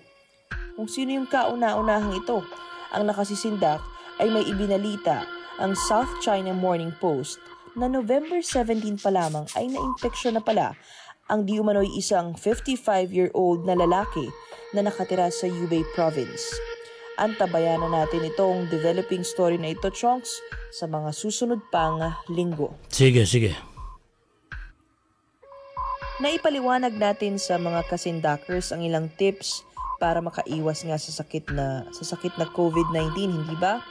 At bukod nga sa pagsuot ng masks, paghugas ng kamay, may naimbento naman ng mga siyentipiko natin dito sa ating bansa na pwedeng gawing first line of defense kontra sa mga virus na nakapaligid sa atin. Napakaswerte nga ng ating Department of Science and Technology Industrial Technology Development Institute o DOST-ITDI dahil nagde-develop sila ngayon ng hand and body lotion and cream na sagana sa much advertised miracle oil, ang tinatawag na virgin coconut oil or VCO. Pinangunahan ni Dr. Rosalinda C. Torres, Scientist 1 and Chief of the Standards and Testing Division, kasama ng kanyang all-women team sa ahensya nga ng DOST, itong pagbuo ng VCO lotion dahil napagtanto nilang mabuti na mabisang panlaban ito sa ilang fungal infection o anumang virus na didikit sa ating katawan. May mababasa kayo sa social media o mapapanood sa balita na ang virgin coconut oil di umano ay cure sa COVID-19.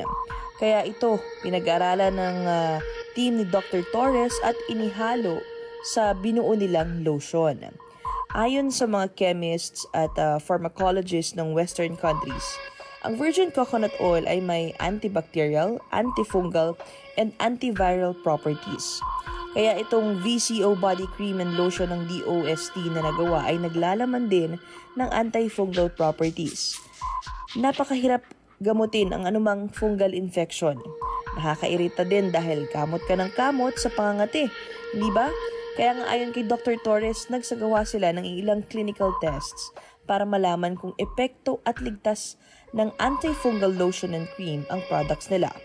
Naglagay sila ng 5.0% concentration ng virgin coconut oil product. Inalam nila kung ano yung inhibitory activity at ano yung reactivity kontra sa dalawang fungal strains na sikat. Ito yung tinatawag na Microsporum canis at ang Candida albicans. Itong Microsporum canis, ito pala yung nagiging sanhi para mabuo ang ringworm sa anit at sa katawan ng tao. Ang Candida albicans naman ay ang dahilan kung bakit nagkakaroon ng impeksyon, yung pangangati ng fungal infection sa kilikili, singit at sa mga pagitan ng ating mga daliri at paa, di ba? At lumabas nga sa kanilang clinical test na noong ginamit na ang virgin coconut oil body and cream na gawa ng DOST, nawala po ang fungal infection. Since organic ang virgin coconut oil, nilinaw din ng ahensya na ligtas itong gamitin dahil wala itong naipakitang dermal irritation results noong nagsagawa sila ng eksperimento. Naalala niyo ba ang Tasmanian Devil cartoon ng Looney Tunes? Hindi ba familiar kayo dun sa itsura niya? So kung hindi kayo familiar, i-google nyo na lang po muna, no? At nakakamangha, chonks, dahil may isang video clip na inilabas ang National Film and Sound Archive, NFSA, sa Australia kamakailan lamang na nakunan nila noon pang panahon ng ating mga ninuno. Ipinakita sa video ang huling footage ng thylacine o mas kilala bilang Tasmanian tiger. Year 1936 pa raw po ito nakunan. Ang thylacines ay kilala sa Tasmania. Isang island state ito sa Australia. Bumaba ang bilang ng mga thylacines matapos manirahan ang ilang European sa lugar noong 1803. Ayon ito sa 2013 study ng Journal of Animal Ecology. Sinasabi nga nila na kasalanan daw ng tao ang pagkawala at unti-unti ngang naging extinct hanggang sa namatay na ang mga Tasmanian tiger. Sa video clip, nasa 21 seconds ang video clip at ipinapakita na nasa loob ito ng kulungan sa Beaumaris Zoo sa Tasmania. Ayon pa nga dun sa nakita natin sa video, palakad-lakad ito na tila gustong makalabas. Ito na daw ang natitirang Tasmanian tiger na na-record nila at kakaibang itsura. May mga stripes sa balat at maikli ang buntot nito. Sinabi pa nga ng narrator sa video, though like the Tasmanian devil, the thylacine is now very rare, being forced out of its natural habitat by the march of civilization. This is the only one in captivity in the world. Ayon sa NFSA, marami pa raw video silang hawak na na-feature ang thylacine na nagamit nga sa mga classic films. Ito ang kauna-unahang pagkakataon na after 85 years ay may nahanap silang video clip. na ipalabas ang clip sa isang travelogue noong 1935 na pinamagatang Tasmania in the Wonderland. Ito ay nagmula sa mga researchers sa Tasmanian Tiger Archives. At nga pala, ang pangalan ng Tasmanian Tiger na ito na nakunan sa video clip ay Benjamin. Oh, at sinasabing kapangalan ko. pinatukoy ng mga researcher nga kung ano ba ang gender ng Tasmanian Tiger na si Benjamin. Baka lalaki yan, de. Namatay ang Tasmanian Tiger makalipas ang 1 taon. Sad. Hindi rin sila nakapag-preserve ng body ng hayop.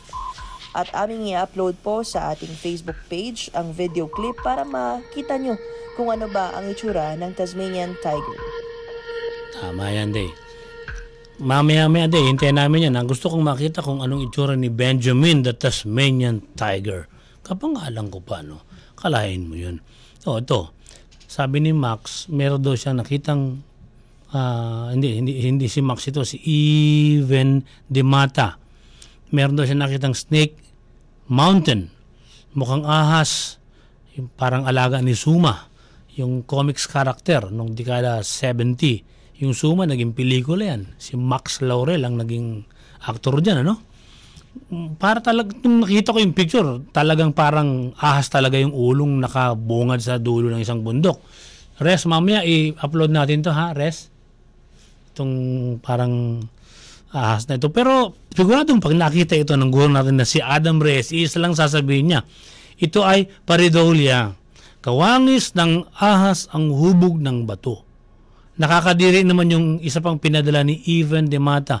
Parang higanting kaliskis ng ahas naman. No? Sa isang bundok. Siyempre, sasabihin pa rin ng guro namin, pareidolia ito. Kasi yung hugis parang likha lang ng mahabang panahong pagpatak ng ulan. Ay hindi nabanggit ni Even kung saang lugar ba ito. Sumagot naman agad si Asrap Tilendo.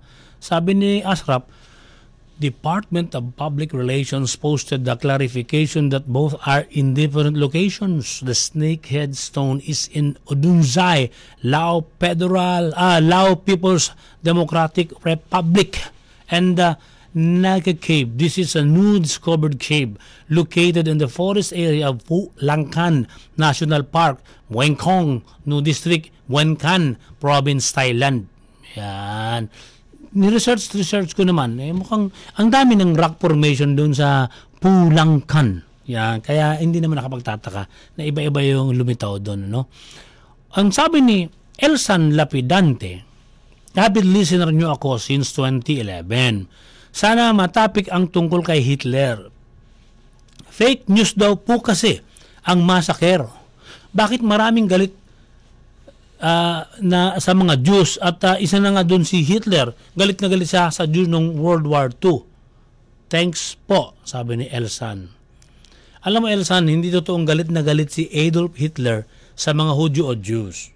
Ipinagdiinan niya lang ang anti-Semitic ideas. Ito yung pag-ayaw sa isang bagay o sa isang usapin. Ito yung pag-ayaw sa lupo ng mga tao sa lipunan na hindi naman malinaw ang dahilan o wala talagang dahilan. Pero may nakukuhang pakinabang. Isinilang si Adolf Hitler sa Austria noong 1889. Sa Vienna naman namuo sa kanyang diwa yung kaisipang politikal. Vienna na may malaking populasyon ng Jewish people. Pero nang panahong nakatira si Hitler sa Vienna, 1907 hanggang 1913, ang mayor ng bayan na yon galit na galit sa mga Jew. Kaya nagkaroon ng prejudice sa mga Hudyo at naging anti-Semitic ang karamihan sa mga tao ron. At sa panahon ng First World War, 1914 hanggang 1918, naging sundalo si Hitler sa Germany. Pero nalansag ang German Empire. Hindi natanggap ng mga sundalo ang pagkatalo at naghanap ng masisisi. Ikinalat ang isang kwentong barbero na kaya sila nadaig ay dahil may mga taksil sa samahan na kinabibilangan ng mga traidor na mga Hudyo. Dahil popular ang myth na ito, sinakyan ni Hitler. Isa siya sa nagpakalat ng Jewish people at ang communist ang nagpabagsak sa kanilang bansa upang itatag ang komunismo sa Germany. Dahil pampalubag loob ang may sinisising kalaban sa pagbagsak nila sa gera, nalikha ni Hitler ang stereotype enemy. Yan, ang mga Hudyo. Dahil nasa economic crisis ang Germany noong 1920s hanggang 1930s, nagdeklara ang itinatag niyang Nazi organization na ang solusyon para bumangon sila sa pagbagsak ng ekonomiya ay lipulin ang lahi ng Jew. Kaya nagwagi si Hitler sa election ng 1932. And the rest is history. Kailangan niyang pangatawanan na lipulin ng Nazi ang Jews. Kaya totoong naganap at hindi fake news ang Jewish massacre na kilala sa bansag na Holocaust, the murder of 6 million European Jews. Sa personal side, galit ba talaga si Hitler sa Hudyo? Walang malinaw na rason na ibinigay ang kasaysayan. Basta ang malinaw, may mahusay siyang ugnayan sa isang Jew na si Samuel Mangelstern noong nakatira pa si Hitler sa Vienna. May mga pintor po si Hitler, pintor po siya. Meron siyang mga ginuguhit at binibili lahat ni Samuel dahil hanga si Samuel sa pagiging pintor ng taong kalaunay naging diktador. Nagtaksil nga ba ang Jewish people sa First World War sa laban ng Germany? Ang sabi ng mismong gobyerno nila, matapos ang mahaba at masusing investigasyon sa anti-Semitic ideas ni Hitler, hindi nagtaksil ang Jews sa giyerang pinagdaanan nila.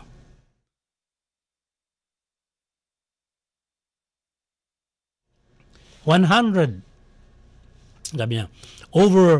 100,000 German and Austrian Jews have fought for their fatherland. Isang araw si Otto Frank na sumikat sa Battle of the Somme noong 1916 sa simbolo ng katapatan ng Jew sa bansang Germany.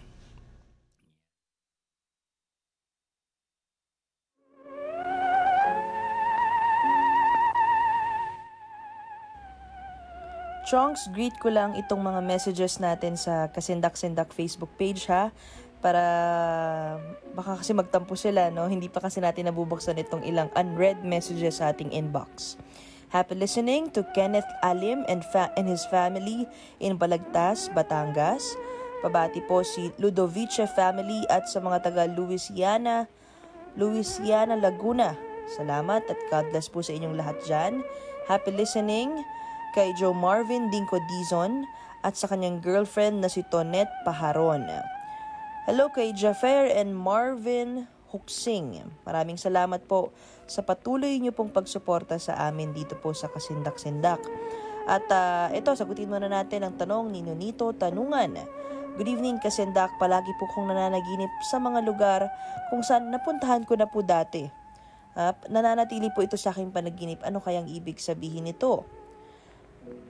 Nonito, ang panaginip mo ay nagpapahiwatig ng iyong inner state of mind. May mga bagay ka ba na iniisip sa ngayon, Nonito? I-considera mo muna ang appearance ng lugar na napuntahan mo na dati at nagpakita nga ulit sa iyong dream. Kamusta yung pakiramdam mo noong nasa lugar ka na yon? Dapat mo rin kasing suriin kung ano ba yung mga memories na nararoon. Dahil hudyat ito na nais na ng iyong subconscious mind na mas maging mapayapa pa ang iyong pamumuhay. Sabi naman ni John Lopez Nacional, good evening Kasindak-Sindak. Ang panaginip ko ay ahas na color green at saka palaka na green. And then tinuklaw po ng ahas yung palaka sa panaginip. Ano po kaya ang ibig sabihin ng panaginip ko? Salamat in advance. Ang panaginip mo, John, ay marahil nagpapahiwatig sa isang bagay o sitwasyon sa iyong waking life na hindi mo inaasahang mangyayari. Kailangan mong malaman kung kailan ka kikilos, no? When to act and when to act quickly. Posible kasi ito, John, na transformation sa iyong waking life. Si Grace Galang, hello po, na naginip po ako na nagpagupit ako ng buhok. Mahaba po kasi ang buhok ko at naging maiksi hanggang leeg na lang. Ano kaya ang ibig sabihin nito? Grace, marahil may sitwasyon sa iyong waking life na nararamdaman mong minamaliit ka sa isang aspeto ng buhay. Kumbaga, nararamdaman mong may parang decreased sense of power ka sa isang bagay. Wala kang control kahit na may gusto kang gawin. Posible rin, no, sa isang school of thought, sumisimbolo ito ng fresh start. Parang ginugupit o inaalis ba yung mga marurumi sa'yo o yung mga bagay na hindi na kailangan pang magstay sa iyong waking life. Ito naman, panaginip ni Lloyd. Tanong ko lang po, panaginip ko na may aswang, kumakain ng tao, nagiging aswang ang tao. At pag kumakain po ng siopaw, halos di ako makahinga sa panaginip ko na yon. Okay, Lloyd, nasan ka ba sa panaginip na yon? Isa ka ba sa mga naging aswang din? Kasi ang makakita ng ganitong elemento sa panaginip ay marahil nagiging manifestation sa mga pagbabasa o panonood mo ng horror or thriller stories or movies. Kung hindi naman, nagpapahiwatig ito na kinatatakutan mong anumang transformation sa iyong pagkatao na pwedeng mangyari. So, better, Lloyd, try to pay attention dun sa panaginip mo, no? Ano ba yung ginawa sa'yo ng aswang sa panaginip? Pwedeng maging gabay ang mga ito sa ilang waking life issues mo sa iyong buhay.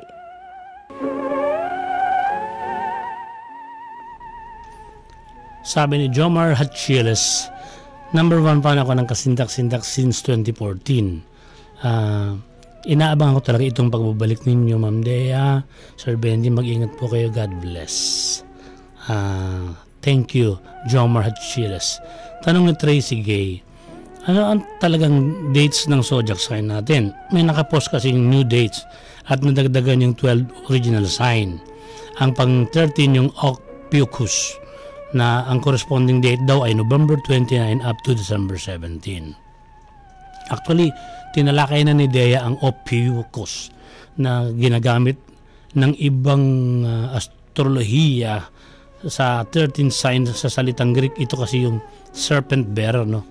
Yung Ophiuchus ay nakatago ko yung sa likod ng araw tuwing November hanggang December 18. Sa Makatoy, dahil isa rin ito sa mga constellation, may naniniwalang dapat kasali nga ito sa zodiac signs. Pero sa ibang kultura, ang constellation ay hindi lang 14, umaabot daw yan ng 24, so magulo. Pero dito lang tayo sa dating 12 signs, kasi sa akin nagkakatotoo yung sinasabi. Huwag na nating baguhin. Sabi ni Leo Brayag, nakakaaliw na makinig sa programa nyo. Salamat sa iyo, Leo, at sa Brayag family. Sabi ni JP Pontiliano, may isang puno na ang tawag hindi niya alam. Basta may epektong parang may lumabas na picture. Pinadala niya sa amin.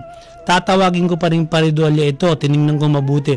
Yung puno parang may nakadipang tao, mukhang si Kristo na nakapako.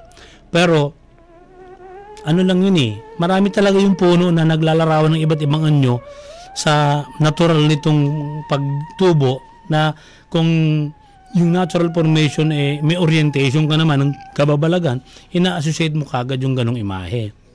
Paridolya, kawangis ng nai-imagine natin pero hindi naman talaga ito ganon. Parang nga yung picture ni diba? Even de Mata Paridolya. Sabi ni Hopia, gumaya sa iyo yung isang tao at ang may papayo ko, kausapin nyo siya kung sino man siyang nagnakaw ng content nyo, tapos doon yun lang i-upload ang content nyo kada linggo, hati na lang kayo sa kita at lahat kami magsusubscribe sa inyo. Kung hindi naman nag-upload ng taong yun at wala kaming binabalik ang past video ng solid kasindaker ng panahon yun, hindi rin naman kasi alam ni Sir Benji na pag-aralan ang pag-upload dahil ng taong yun hindi pa naman niya alam. Pero nalaman ngayon ni Sir Benji na marami pala ang kasubaybay niya at itong taong ito ay merong 75,000 subscribers sa YouTube. Kaya makipag-usap na lang si Sir Benji. Sabi ko kay Hopia kanina sa pakikipagtalastasan ko sa kanya, salamat sa malasakit mo pero talagang inosente ako sa YouTube dati, no? Kaya lang nababadra ako kasi marami kayo nagsasabing hindi dapat ginagawa sa atin ng taong ito. Kinausap ko si Dea, tawagan siya, pinakiusapan. Sabi kasi namin hindi naman lahat basta i-upload niya. Una-una wala siyang paalam. Pangalawa, mali naman talagang kumuha ng pag-aari ng iba. Pero hindi siya nagsasabi ng totoo Binubola niya lang si Dea. Isa raw siyang IT at ang ginagamit niyang pangalan Bong Mata. Ang pangako niya, aalisin niya ang YouTube fake account niya. Pero hanggang kakahanin na nandun pa rin, Parang naka-hide lang yung mga full episodes namin. Pero hindi ko na nakikita yung pangalan ko.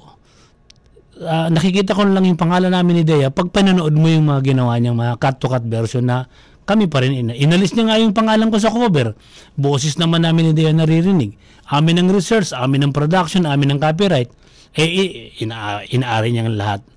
At sabi ni Hopia, i-download ko raw yung lahat ng mga content, tapos ilipat ko raw sa bago kong kasindak-sindak para daw doon na kayong mag-subscribe lahat para tumaas yung subscribers sa aking YouTube channel. Actually, Hopia, hindi talaga yun ang target ko, no?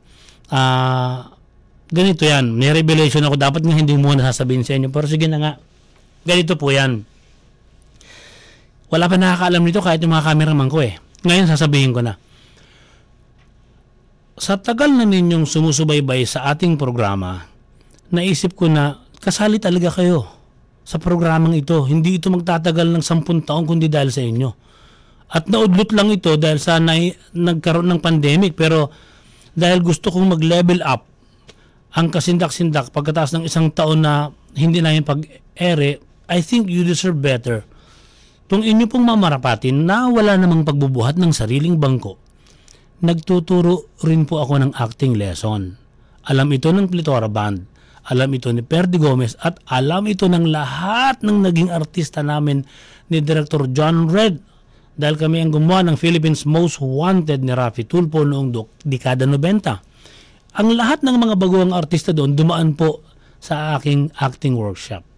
Sayang nga, kasi po yung 700 and more episodes ng Philippines Most Wanted ni Rafi Tulfo na ginawa namin mula 1997 hanggang 2003, nalubog lang sa baha. Nasira lahat kasi beta tape pa noon hindi pa digital. Ngayon, dahil nakakaipon na po ako ng mga gamit para makalikha ng mini movies, ang gusto ko gumawa ng horror genre movies na kayo po ang magiging mga artista. Kayong mga kasindakers na papasa sa legitimate audition. Gagawan ko kayo ng script sa gabay ni Adam Reyes at kayo po ang aarte sa bubuuin kong mini movies. Yan yung plano ko. Pero ang tanong, saan ito ipalalabas? Siyempre sa YouTube. Paano ngayon yan? May kumukuha ng ating mga content. Naalala niyo yung libro ko. Nalugi ako kasi nagpalimbag ako sa hiling ninyong gumawa ako ng libro. Merong gumawa ng JPEG file, pinamigay ng libre, lugi ako. Ito po ang dahilan kung bakit ngayon pinapakiusapan ko sana ang taong ito na itigil ang paggamit ng aking pangalan, ng aking creation at ng copyrighted na kasindak-sindak. Para hindi naman tayo agrabyado sa pinaplano kong leveling up ng ating programa. Kaya nga po, sabi ng marami na rin sa inyo, tangkilikin daw natin at ang YouTube na Kasindak-Sindak Official. Yun lang daw. Totoo po talaga ang plano ko. Matapos lang ang perwisyong COVID-19, gusto ko pong mag-venture dun sa idea na tayo, gagawa ng mini-movie, papalabas natin. Kasi may mga gamit na po ako, magiging minimal na lang yung gastos ko. Yun ang dahilan kung bakit pagkatapos ng 6 na taon, sinasabihan ko ang taong ito, tigil ka na, kumita ka na hindi ko naman nahabulin yung pere. Tama na lang, para hindi naman ako mapirwisyo. Yun lang po ang totoong dahilan. At may comment din mula sa YouTube pa rin, si DJ Valderrama Agustin. Boss, mukhang wala talagang pupuntahan yung sagupaan ng Oriental Powers, Russia, China, Iran, Iraq at Pilipinas sa buong silangan, laban sa European powers headed by Antichrist, tulad ng nasa Apokalipsis 9:13 hanggang 21. Diba? Kapitulo 9, versikulo 13 hanggang 21, babahan ng dugo at grabe ang sagupaan sa valley ng Megiddo sa Israel kasama na malilipo lang bulok na fake news o Khazarian na fake news na Khazarians na galing sa southern Russia. Tulad ng sabi sa Apokalipsis Kapitulo 18 at 19 at sa Ezekiel versikulo 38-39, dapat lang na protektahan ng Pilipinas at ang kanyang ginto na malayo sa ulupong at magnanakaw na lahi ng ahas galing kanluran, at sa sagupan na yung kasama sa laban ay ang tunay na itim na lahing Israel na nasa Afrika, sagupan ng impostor versus tunay na Israel, at tatawid ang sagupaan sa Latin America at kakampi ang Orientals at ang Mexico. Nakakasindak naman tong impormasyon na binibigay sa atin ni DJ. Magdasal tayo na sana matapos ang pandemyang ito at makapag-isip tayo ng mabuti para sa ating bansa. Ha? Okay, may tanong naman itong si Sara Garcia. Sir Adam, it's good to be here. napansin ko na tuwing nagpa-paranormal kayo, bakit kayo nakasuot ng itim? Meron bang meaning yan? I am so curious. I might learn something kung ano, bakit kayo nag-iitim. Yan. Sagutin mo nga ito, Adam.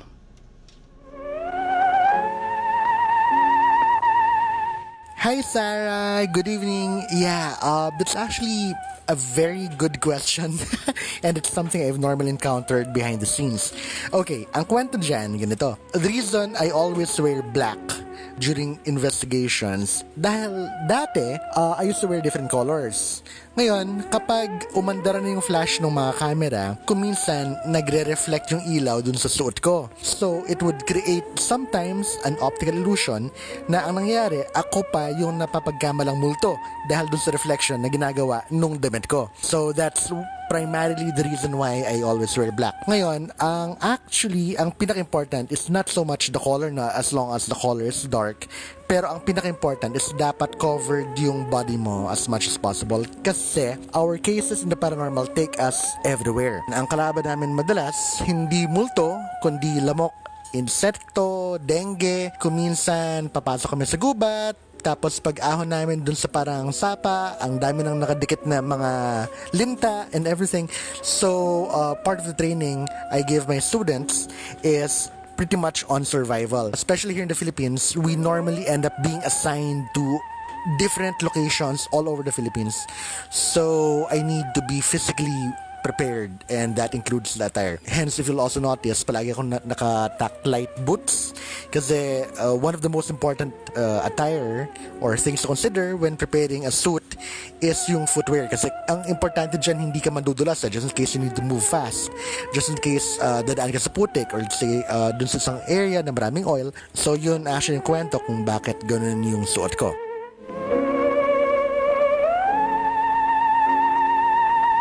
Thank you, Adam. Huwag ka munang alis. May tanong pa si Daniel Castro. Bago po akong tagapakinig, matagal na kayo nababanggit sa akin ng friends ko, mahilig ako magbasa ng mga tungkol sa hiwaga, kababalaghan at paranormal. Tatanong ko lang kung ano ba yung psychic ability. Lahat ba tayo mayroon nito? Paano nyo mapapalitaw ang psychic ability? Yun ang interesado talaga akong malaman. Sana po masagot ninyo. Aba Daniel, nasagutin ka ni Adam. Good evening, Daniel Castro. This is Adam Reyes. Natural ito sa lahat ng tao, lalong-lalo na sa mga babae. When it comes to what others refer to as psychic ability, kung tutusin, hindi ito extrasensory perception. This is actually natural or normal sensory perception. Well, for starters, ang alam lang ng tao due to Aristotle is that we have 5 senses. This is actually not the case. We have more than 21. So, yung iba sinasabi na may 6th sense daw sila. Yes, we actually have a total of 21 at the very least kung tutusin. Ngayon, kung ang psychic ang pag-usapan, this is something which everyone has. It is better referred to as telepathy.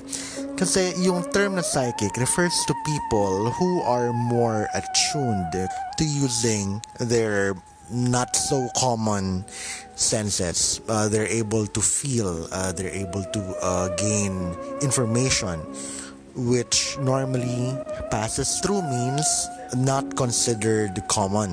Pero lahat ng tao may kapasidad na ganito. This is part of what it means to be a human being. As to kung paano to may experience or ma-access, probably you have already accessed this. One common example is what we refer to as the woman's intuition or inkutob. Pag sinabing kutob, wala kang iniisip beforehand but all of a sudden out of the blue, biglang merong papasok sa isip mo na either alam mo kaagad for no reason at all na merong nakabang sa wallet mo, merong halimbawa sumusunod sa'yo dun sa isang eskinita. So these are things which enter your mind out of the blue but you did not think of it cognitively to get to that conclusion. Now, itong mga kapasidad na to, what we refer to in parapsychology as psi, PSI, these are actually still being investigated but they are part of what it means to be a normal human being.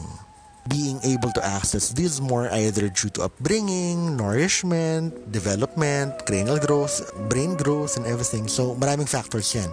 But this is something which everyone has to varying degrees. Thank you, Adam. At may tanong pa rin si Ana Castillo. Gusto kong malaman ano yung psychic imprints. Pag may dramatic na pangyayari, naiiwan yung imprints. Ang tanong ko, ito bang psychical imprints ay pwedeng sadyain ng tao? Adam, medyo malalim-lalim ito. Hindi ko rin naitanong sa iyo ito nung nag-aaral ako. Pwede mo bang sadyain ang psychical imprints? Ana Castillo, I love your question. It's a very good question, and the answer is most definitely yes. Actually, you can go beyond leaving imprints in a certain location. You can, at certain levels, once you've mastered the use of your bioelectric field to heal other people. You can even use this field to accelerate their regeneration at the cellular level. This is also the same bioelectric field na ginagamit, which I would believe girls are very, very familiar with, kasi yung emotional support that they give each other, especially when they hug or when they embrace, uses the same, or should I say a similar system of energy transference. You can actually use the same technique to pass on messages or to give messages to those who are close to you. Gawain namin to ng students ko sa V2. We would imprint different objects with different messages, and then we would get others in the team to read each other's thoughts and messages. So you can definitely leave imprints. If you're really, really good at it, you can leave a positive imprint over something which has been very troubling. So this is one way of dispelling. So actually, maraming applications to There are a lot of applications. There are lots of things you can do with bioelectric fields and imprinting. Pero going back to your base question, definitely yes. Thank you, Adam. May ginawang eksperimento sa akin, nagtagumpay.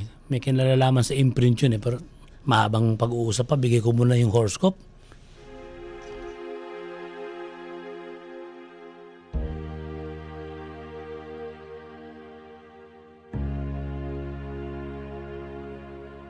Narito na ang horoscope para sa linggong ito. Aries, March 21 hanggang April 19. Magsaliksik ng bagong matututunan gaya ng online courses. Subukan ng online fitness class. Magiging emosyonal kung palalakihin ang issue o ipipilit ang katotohanan. Disiplina ang pausbungin kapag may inaasam na maganda. Kausapin ang mga dating kaibigan. Baka mapahamak kung ipipilit pang alamin ang katotohanan. Alagaang maigi ang reputasyon, kaperahan at ang emosyonal na pagkatao. Taurus, April 20 hanggang May 20. Tiyaking mabuti ang balitang matatanggap sa mga susunod na araw bago ayusin ang sarili na maglilimita sa hinaharap. Huwag basta-basta mag-commit, may mensahe o tawag na matatanggap at pagbibigay ito ng kapanatagan. Huwag maging emosyonal, maging kalmado at humingi ng payo. Tanggapin ang hindi maiwasang pagbabago. Iwasang maging taklesa, maging mapanuri at alisto. Gemini, May 21 hanggang June 20. Taasan ang kumpiyansa sa sarili upang makamit ang mithiin. Balikan ang nakaraan. Baka sakaling makatulong ito upang makakuha ka ng tamang desisyon sa buhay. Ang mga natutunan sa kamalian noon ay magdudulot ng magandang hinaharap. Magkaroon lamang ng simpleng pamumuhay. Magplano ng isang romantikong bagay. May hindi inaasahang sitwasyon at may katumbas itong pagsubok sa buhay. Matutong humindi. Cancer, June 21 hanggang July 22. Ang pagiging misteryoso ay makakaapekto sa reputasyon, kalagayan o posisyon sa buhay. Magsaliksik ng impormasyon at tingnan ang bawat anggulo bago umaksyon. Magbigay ng kakaibang suhestyon upang makahatak ng atensyon at makahikayat ng ibang tao. Ang mabisang diskarte ay makakatulong basta huwag agad-agad mangangako para hindi mapako. Ang bagong pamamaraan sa negosyo ay makakaapekto sa financial aspect ng buhay. Maging disiplinado, huwag magpadalos-dalos. Gawin ang nararapat sa pagsulong sa buhay. Leo, July 23 hanggang August 22. May mga hindi inaasahang tao na magpaparamdam sa susunod na araw.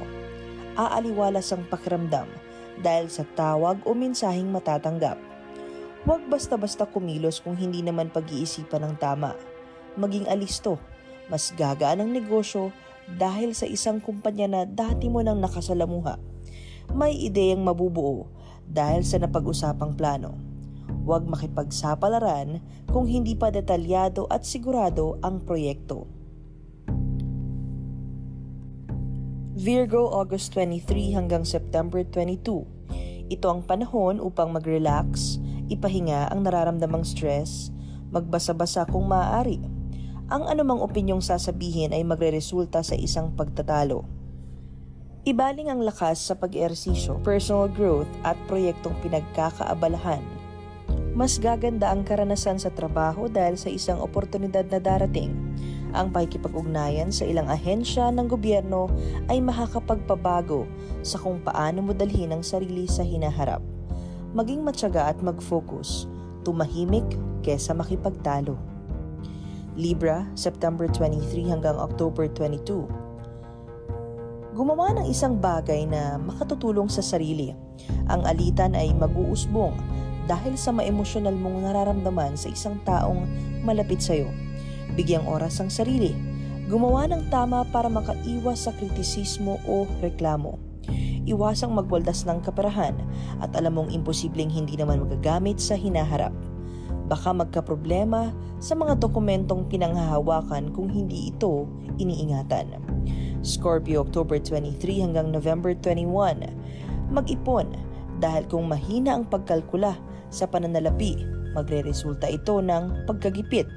Huwag ipagsawalang bahalang importanteng bagay sa pamilya. Huwag maniwala sa haka-haka. Solusyon sa problemang hinaharap ang pagiging malikhain. Humingi ng payo sa kamag-anak o kaibigan upang maliwanagan sa buhay. Maging responsable. Humanap ng maaliwalas na pwesto upang makapagtrabaho ng maayos. Huwag magpaloko. Sagittarius, November 22 hanggang December 21. May tao o bagay na pagkakatiwalaan. Magagamit ang mga ito sa pinakahihintay mong mithiin. Kung may agam-agam, magreresulta ito sa hindi magandang senaryo. Habaan pa ang pasensya. Magiging issue ang kaperahan o gasto sa ospital kung hindi susunod sa batas. Huwag magpaloko. Mas mabuting isipin ang long-term plan kesa sa short-term plan. Hindi mo kailangan bumaba sa level ng isang tao dahil lang may kailangan ka sa kanya. Capricorn, December 22 hanggang January 19. Kung babaguhin ang dating nakasanayan, magdudulot ito ng malawakang pagbabago sa aspeto ng buhay. Partikular na ang pagdami ng interes mo sa buhay. Huwag limitahan ang sarili. Umanap pa ng maraming paraan para lalong mapaganda ang proyekto. Ibahagi sa iyong minamahal ang anumang nasaliksik. Huwag basta manghusga ng tao o sitwasyon. Huwag magpa-impress. Hindi nabibili ang pagmamahal. Bagkus ay mag-focus na lamang sa iyong integridad at sa kung ano ang tama. Aquarius, January 20 hanggang February 18. Gumawa ng ibang bagay na maaaring pagkakaabalahan sa buhay. Magkakaroon ng paiba-ibang pag-uugali kung uunahin ang interes sa pananalapi. Gamitin ang talento sa magandang pamamaraan lamang. Tulungan ang sarili na maging malusog. Huwag sayangin ang oras sa mga taong sa tingin mo ay ginagamit ka lang. Mas makabubuti kung pipiliin ang pagmamahal at kapayapaan kesa sa pakikipagtalo at gulo. Pisces, February 19 hanggang March 20, maghinay-hinay sa mga darating na araw at pag-aralang mabuti ang sitwasyon kung saan nagsimula ang pagiging emosyonal. Ilayo ang sarili sa mga taong pakialamero at takaw-away. Maging kalmado, gamitin ang imahinasyon at mag-focus sa kung ano ang solusyon sa problema. Limitahan ang sarili. Huwag isugal ang kalusugan. Magiging emosyonal ang pagtatalo sa taong malapit sa iyo. Maghintay ng tamang oras. I-upload namin maya-maya lamang itong ating horoscope. At salamat sa ating writer na si Res. Salamat din sa ating cameraman na si Pido. Salamat kay Director General Bong Aportadera ng Philippine Broadcasting Service, Deputy Director General Carlo Bilio, kay Director Maki Gainibong. Salamat Sir Alan Alanigi. Salamat din sa mga katuwang natin lagi rito, Kuya Ronela Bundo at Kuya Roger Cruz. Salamat sa inyo mga kuyang. Salamat din sa suporta ng Philippine Information Agency sa pangunguna ni PIA Director General Abner Kaga. Sa mga hindi nakahabol at hindi nakapag-umpisa, i-upload na agad namin ang buong episode na ito. www.youtube.com/kasindak-sindak-official. Hanggang sa susunod na Sabado, sa ngalan ni Derek Cacho Adres Di Guzman, si Benji Felipe nagsasabing hindi pa tapos ang laban sa COVID-19 pandemic. Stay home, stay apart, stay smart. Yan.